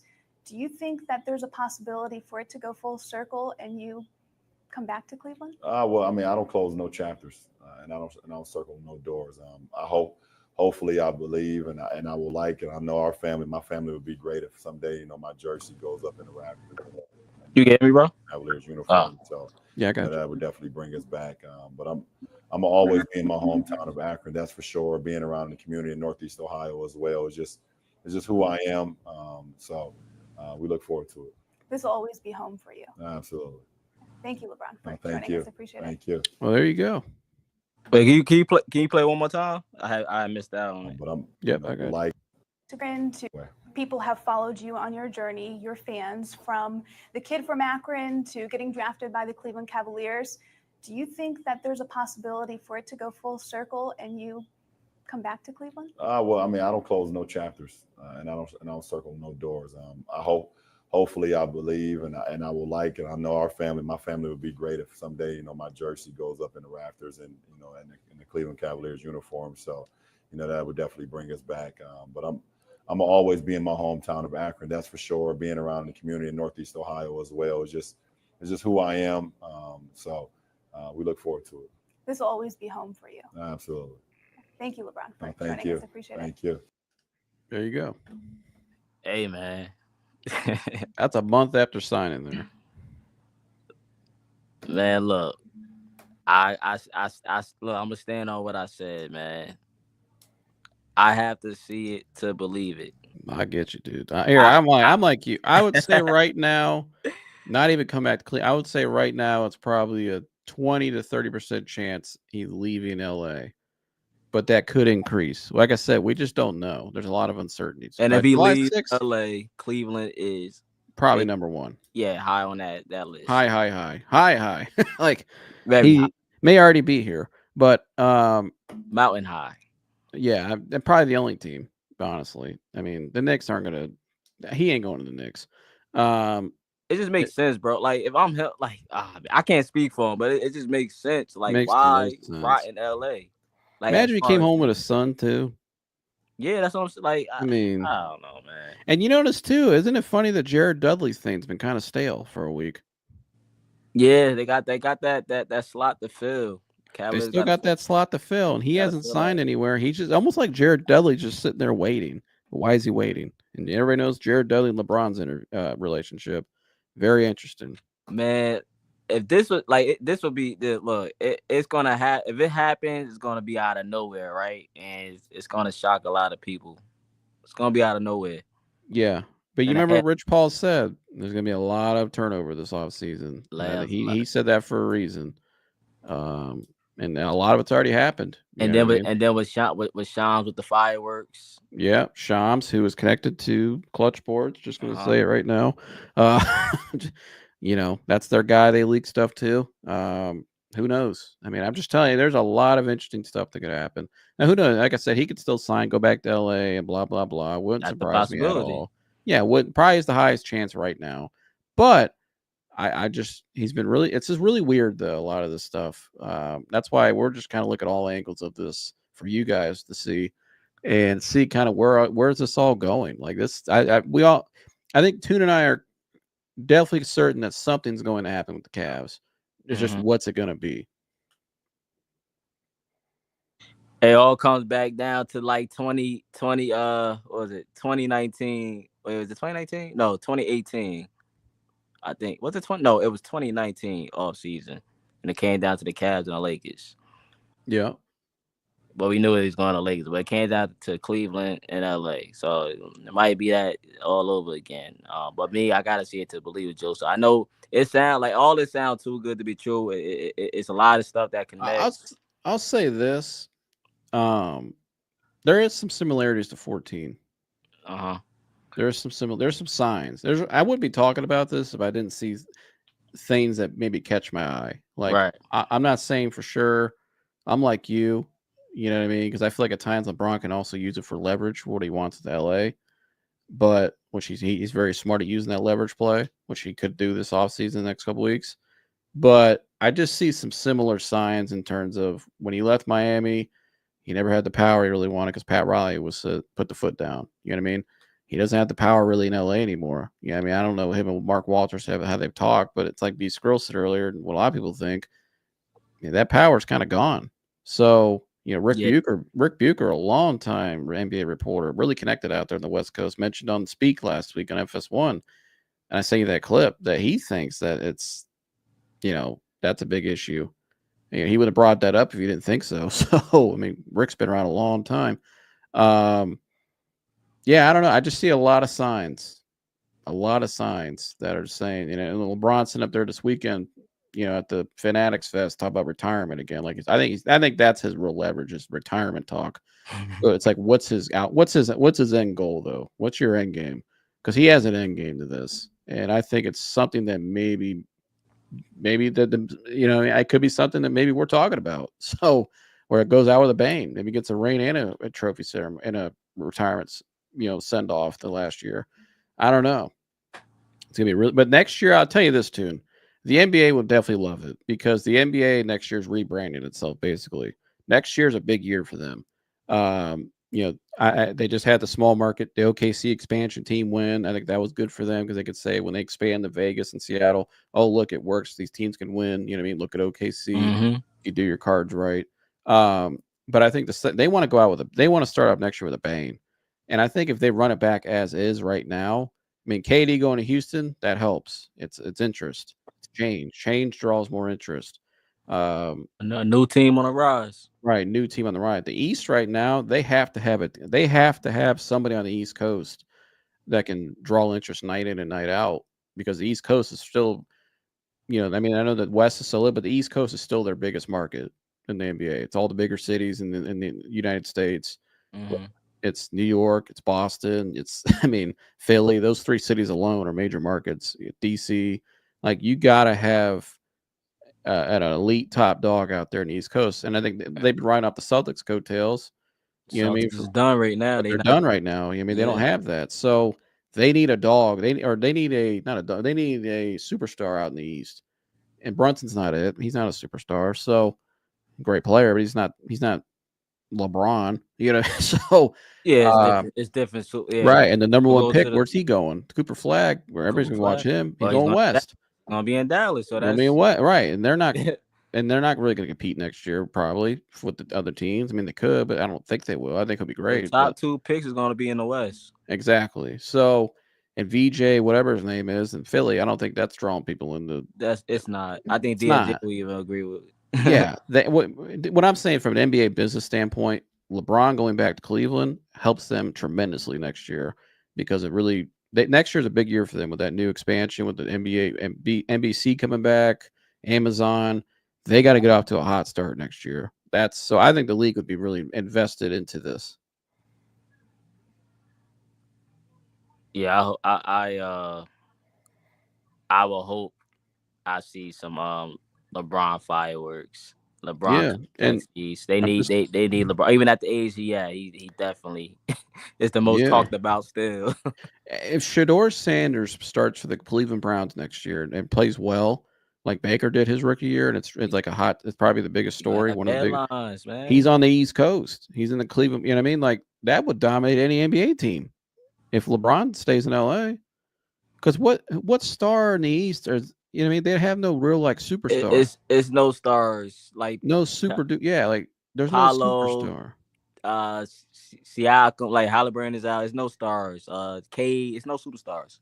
Yeah, like there's nobody that people like signature. You would have to shoe sell type guys. Brunson, but Brunson not even a superstar. You have to Yeah, sell. we're talking guys that got their own signature shoes. You know what I mean? Like KD yesterday is the biggest story because it's still KD. Like, you know what I mean? He's got his own shoe. Like it's Kevin freaking Durant. But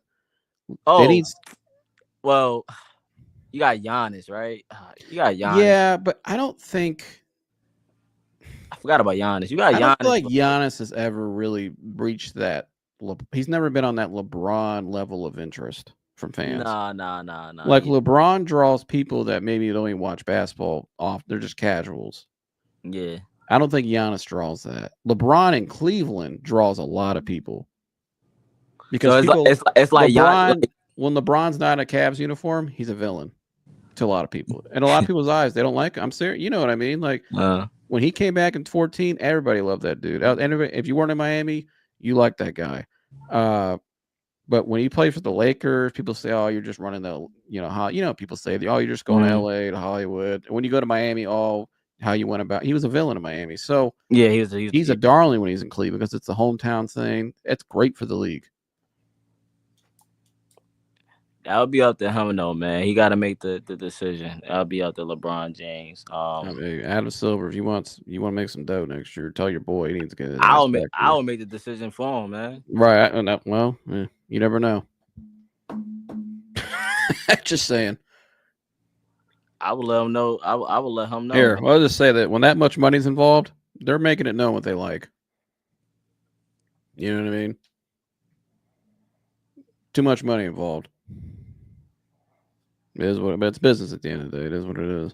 I mean, here, was anybody shocked Dallas got the number 1 pick? Really? No, because we already know. Business at the end of the day. We already know what it was. Was anybody really shocked Zion went to New Orleans when they traded AD? No. It's a business at the end of the day. It is what it is.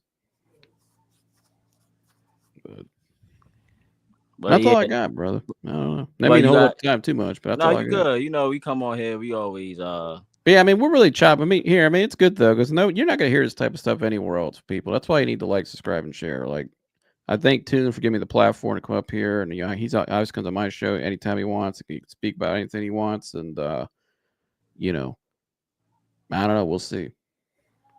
You want to let people know where they can find you at, Joseph? Yeah, you can find me over at my channel at Joseph Latman. Subscribe. We got some interviews coming up with some NFL player, some other people with great stories, just a lot more about life and just overcoming things. My channel is founded on my journey of overcoming my anxiety disorder, panic disorder that I went through for almost 10 years, and also we talk about sports too. And so I got other shows with Mike Antonace. We got the Fix, the sports betting show coming back when right around football season. When that kicks off, and it's gonna be a great fall too coming up. So I'm looking forward to it with football season coming back around. But yeah, come subscribe to us, and any subscription, we really thank you. We really need your guys' support, and subscribe to this channel too. Tune and I really come from the same start. We started from the bottom with no help. We just did it on our own, and it's only the passion, the love of what we do keeps us going each and every year.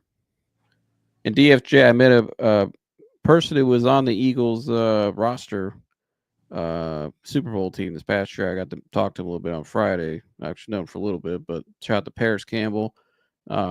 Great guy from Akron, down at St. B. LeBron School Friday at a camp. And yeah, it was cool getting to talk to him. And he was on the team last year and loved his time with the Eagles.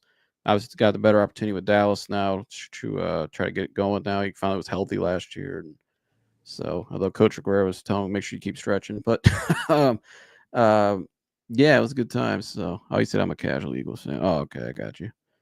But he really, a lot of, from what I hear, guys that play for them, that great organization, obviously, with the Eagles. A lot of respect for the coach and the way they treat players is first class. So, yeah. Yeah, the Eagles suck, but that's not... clutch. No, Eagles are good. I mean, that's a forced team. Yeah, it's what he said. Oh, Clutch Sports are always trying to take over teams. Dan Gilbert is used to LeBron, so he will find a way to get around that. But LBJ coming back home, yes, sign me up for that. Says P Skrills. Yeah, I mean, it should be noted, B Skrills. LeBron's one of his childhood best friends, Brandon Weems, is the assistant GM. So, yeah, just leave it at that. He said he ready for some football. Yes, we are. Are you? How often do you watch football too? I never really asked you that. If I tell you who I'm a fan of, man, you might hate me, man. No, you're good. I don't care. I'm not like that. Yeah, no. What are you, Steelers fan? Oh, nah, I'm not a Steelers fan, man. It's the reason why I said. It's the reason why I said forget the Eagles. Oh, you like the Giants? Nah. Jets? Nah. What's your team? Cowboys? Oh, I got you. Well, here I might have a Cowboy on my show here. That's why I said shout out to Campbell. Cause I see you had Campbell. You came to the camp. Yo, yeah. He had a Cowboys themed shirts and stuff. He's actually Paris actually grew up a Cowboys fan, so it was kind of like it was a dream come true for him to go there. Like I saw his grandfather was there, and he had his Cowboys hat. You know what's on. funny? I thought because everybody that joined the Cowboys, they always say that, but I thought he was just another guy just saying that. So he really was a Cowboys fan. No, he really was. His grandfather had I saw his grandfather. His at the camp. Obviously, his whole family. They're great people, awesome family. But he was sitting there. Well, with his Cowboys hat on, it looked like a hat like he's had for a while. Like that's crazy. Yeah, like he grew up a Cowboy. There's actually a lot of dude. Well, LeBron was a fan of the Cowboys, but Yeah, I mean the Cowboys are a lot like there's a lot of Ohio State Buckeyes fans in college football that I meet all over because Ohio State and Cowboys are very similar in terms of brands. They're big brands. You know what I mean? Like the Yankees. There's a lot of Yankees fans all over the world. So, yeah, I mean I know the side of town Paris is from. I actually know some other people from there that are also Cowboys fans too. So that's crazy. There's a lot of Cowboys fans I know around here. Some people I know are Cowboys fans. They're actually from Dallas, but dude, he grew up a Cowboys. There's some Eagles fans now. There's some Eagles fans, in Ohio too. I know somebody who's an Eagles fan. Unfortunate for him, but one of the cast, podcasters. B Skrills know what I'm talking about. Mac is an Eagles fan. I forgot what Mac is from though. Forgot what part of. I don't know. I don't think he's from Cincinnati. I forgot what part he's from. Okay. I forgot, but he's an Eagles fan though. But he grew up a Cowboys. I hope, I mean, parents when healthy, man. He's a weapon. He's world class speed. That dude's he's one of the fastest guys I've ever seen with my two eyes. I mean, world class speed and just a great human off the field too. I mean, he's just unbelievable. Him and his wife are doing with their podcast. His relationship with Christ, and that was an awesome event to watch. I mean, the kids' faces all for free too. I mean, the kids' faces were smiling the whole time. That's dope. It was a great great day down there at St. V, and it was awesome. So can't thank Coach Aguero enough too. Probably, I went down there, met him there, got to meet some other guys too, and it was real cool. Nah, that's really that's dope, man. But I didn't know that. So you're a Cowboys fan. All right, maybe I'll talk to you behind the scenes. Maybe I'll hook you up with some stuff. Hey man, I'll try. We must respect. Hey man, look. And answer DJ, I'm actually supposed to be. I plan on coming down there this summer, but I don't know. Yeah. So you ever been to the Hall of Fame? No, I actually was going to go to. I actually wanted to go to the museum to check that Yo, out. dude, you go down there. I'll hook you up. I'll show you Yeah. what to do down there. I'll send you the spots. Yeah, I They definitely just hit you up. yeah, they just redid everything. They got the Hall of Fame Village. My buddy Dan, he's seen on my show. He's part of a contributor with the Fix and everything. Dan's actually like Mr. Canton, so we call him the Mayor Canton. But yeah, he'll hook you. I'll have him. Yeah, we'll take care of Rock you. and roll, rock and roll. Yeah, we got some. There's good food spots down by there too. So yeah, Yeah, but I know people be hating on Cleveland. Nah. But they said once you go there, man, once you go there, you see it. You got to know. You just got to know the right people. You know, Mhm. there's still places. I know. We had the dude on last show. I said Wally. I was like, hey, let's get him down to Akron. He was like, fuck no. Yeah, I see. Which I agree, Wally. There are some spots I would never take Tim to. I don't even go to. But there are some places though. You got to know the right people. Like I could take you some really nice spots. There's actually a lot of stuff to do, and it's a great place to live. But yeah, I'll tell you, the Hall of Fame, though, I went down there in Christmas time, right before Christmas, to get some gifts, and I couldn't believe how nice it looks. I mean, the stadium, and because they play the championship there, state championship games are there every year now for high school. So it's great. The village in the building, the inside of it, it's all dude, you'll love it. Nah, most definitely, man. Yeah, I'm trying to get something situated, trying to free up my schedule. But yeah, definitely, I definitely hit you up. I do want to go check out the museum. But the team shop is crazy too. It's the only place where every team is loaded down with gear in there. Like every Hall of Famers in there with their jersey. Like it's insane. It's the most magical place on earth. Hey, I believe you, man. I'm telling you, dude, that place is inspiring. I believe you, man. He said someone mic is tweaking. I don't know, man. But we gonna get ready to shut it down. He said someone mic is tweaking. I don't know. Are you on a what headset are you? Are you using like a mic? No, I'm not using my headset right now. I usually use my headset, but my headset been messing up lately. Yeah. He said, yeah, that's not happening, bro. I want to watch the Sixers, Cavs next week in Cleveland. That's not happening. That's not happening, bro. You gotta, better chance. I don't know. I'll tell you what, if you go to a game in Cleveland, though, Dan Gilbert, what he's done to that stadium, great experience. First class. Well, hopefully he still got that machine, the Cavaliers. Yeah, but that's a great place to go to a game. Great time for any fan. There's any casual. That's a great place to go out at night. He said, read that Moondog comment, Tune. Which one?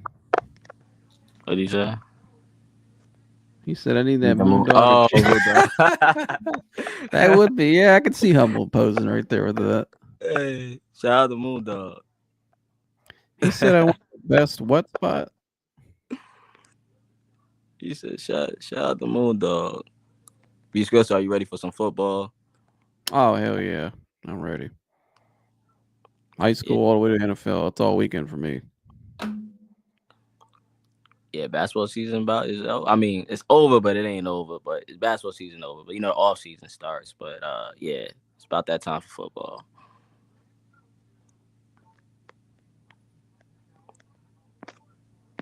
Yeah, I can't wait. He said, he telling you everything. Oh, humble, not humble. But he said, DFJ want a B&B spot or something. I mean, I could find one. I actually, there's some actually really nice hotels, like really good hotels you could just stay at. They're way cheaper. Some of the Airbnbs are kind of like hit and miss. You know what I mean? Like not really well maintained, kind of shitty. Like I actually think you're better off just finding the right hotel and just chilling there. Yeah, especially if you're out too touring, I mean, you're not gonna be there a lot anyways. So yeah, hotel's not bad. Yeah, there's some really nice hotels. Find a good hotel. Hotel's not bad. Yeah, like everybody that comes in town, they all stay at hotels. Like when Kai Sinat and all them came here that one night, they stayed at a hotel. They were a hotel right up the street from me. Oh, they down the street from you, all right. Yeah, well, my buddy is the producer. You know, Mike Yeah, Madsen. Yeah, so that's how they ended up at Akron U. A lot of people were like, "How did they end up in Akron?" It was because Mike went to Akron U from Northside. I went to school with Mike's one of my good friends. Been on my show, and he's going to come back on soon and talk about that experience. But he's part of the production there, so he called Akron U. There's a whole article written about it. Let me know, man. I'll tune in. I'll let it hear about it. Oh yeah. He'll be when he gets time. He's obviously a busy man with the #1 streamer in the world. So yeah, that's dope. I know these. But the night before they went to camp, they all stayed on campus for the whole Yeah. time. But the night before, when they flew in, they all stayed at there's hotels up the street from me. They all stayed at. But I didn't say anything, obviously. But yeah, that's dope. because there was crowd control was a problem the whole time. People were coming from all over the place trying to see them dudes. It was nuts. Yeah, I seen footage on YouTube. I got some footage actually. I'll send you. I went down there on a Saturday night. Yeah, and I'll show you. I'll send you some footage I got of these people chasing buses. And yeah, I've seen crazy. many times LeBron get surrounded by people. I've never seen what I saw with that kid. It was almost weird in a way. Like it was almost kind of like you guys are that fanboy over these dudes. Like it's a different day and age, man. Different. Yeah, I mean these street man, they were like. Different. People, I've never seen anything like it. Like the police, I feel bad with the cops. They were having a hard time controlling it. Like it was like it's different. It's different. It was dangerous in a way. Yeah. Well, they had people kept sneaking in. It was some people sneaking in. Like, well, content creators were sneaking in.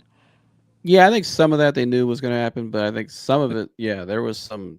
But it was pretty locked down though. Like I went down there every night, and it was. Mike was in charge of a lot of some of that, like who they let in and making sure everything's secure. And I know somebody got arrested though.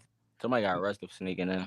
Yeah, there was some idiots. Like there was people that just pushed the line. Like they just don't use common sense. Like this, I'll see the video I got from behind the scenes. It was the night they went to that Manny's pub and they all went out partying, and then he went down and shut it down. It was the Saturday night, and I was right there when they were all leaving on the bus. They were getting on the bus and leaving. And the stuff I saw, the way people were acting, it was just, and it was the type of crowd too. Wasn't your typical. It was kind of a lot of, sketchy characters down there. I'll just leave it at that. Yeah, it wasn't the safest crowd, but these people, man, they were nuts. I mean, I've never seen anything. Like I said, I've seen LeBron get surrounded many, many times, and people go crazy. But nah, man, have you ever seen he had a situation in New York, and that was crazy. I'm talking about Kai. Yeah, New York when he was passing out games, and that was crazy. So I can only imagine. Yeah, I saw. My buddy Mike said it was the most stressful thing he's ever had to do. Yeah, ever. And they've done some big things, with Mafia-thon and all that. That was the most, and Kai even said it was the most stressful thing they've ever done. It was because there was so much you had to just from a security standpoint. Even it was just crazy. Yeah, you at the university. Gotta make sure everything is good. Yeah, and they got a nice build too when they left and damages. Right, that's another thing. The damages part. Yeah, there was some $5 million worth. I mean, you gotta take care of the damages. You damaging. He got the invoice while he was on the red carpet too. At that later that week. That wasn't. I seen something. Yeah, I seen a little bit of it, and yeah, I saw some parts when they left it a mess. I seen that part. Yeah, I mean, you can't. It's hard to contain that many people in one place. I mean, people can do crazy shit. But. And they also had some younger people there too that probably shouldn't have. I think he expected it though. Like he knows what time it is. He ain't stupid. But yeah, that was a hell of a week though. That was crazy. Yeah, I think that's dope. I'll send you the article though. I don't know if you saw with Mike. I'll send it to you private. You can see it. And when he comes up there on the show. Shout out to your boy. Shout out to Bake. He actually may watch though, because he's all into the Cavs too. He was one of the bigger Cavs. Him and I used to the same conversation you and I used to have, or we have now.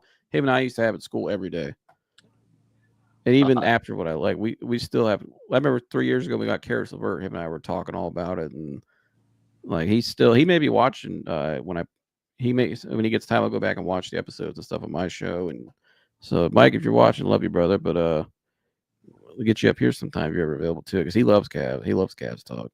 Oh yeah, man. Who doesn't, man? I mean, I love Cavs. yeah. I love the Cavs, man.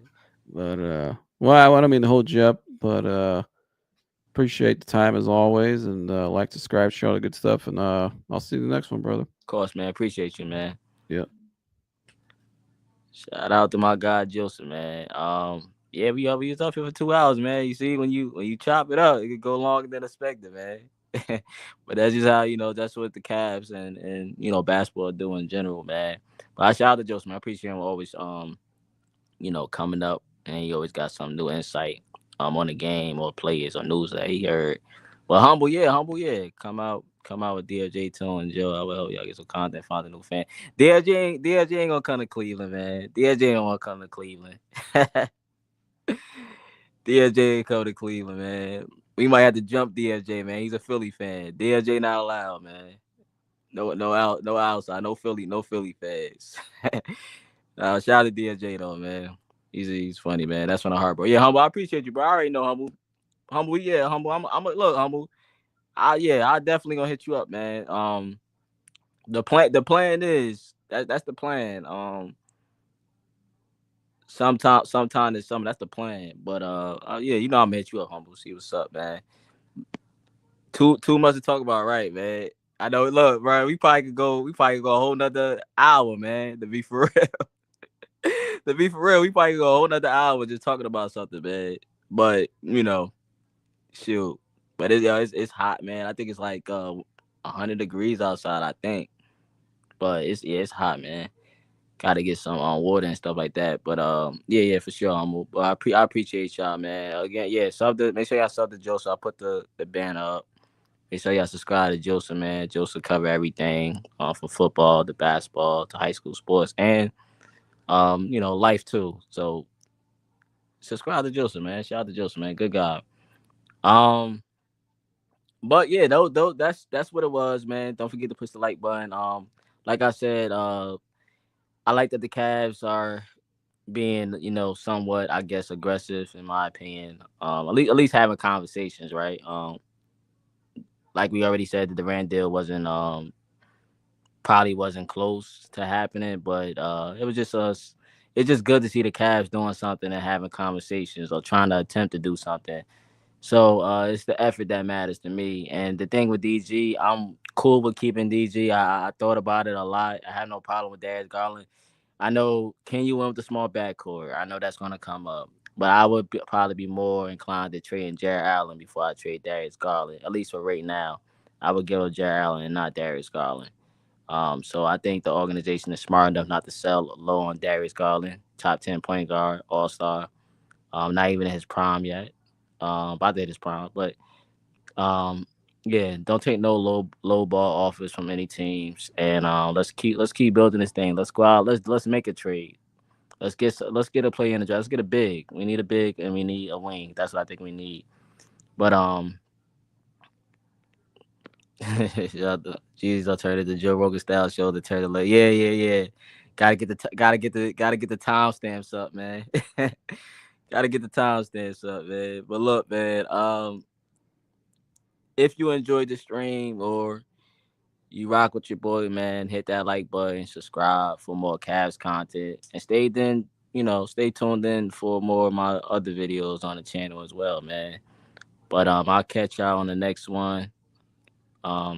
Let them know 2 words. Go Cavs. Because a man is always capable. Make sure he understands the moment, because a man always understands the moment. And you know what else a man does? What? He says, "Give me my theme music."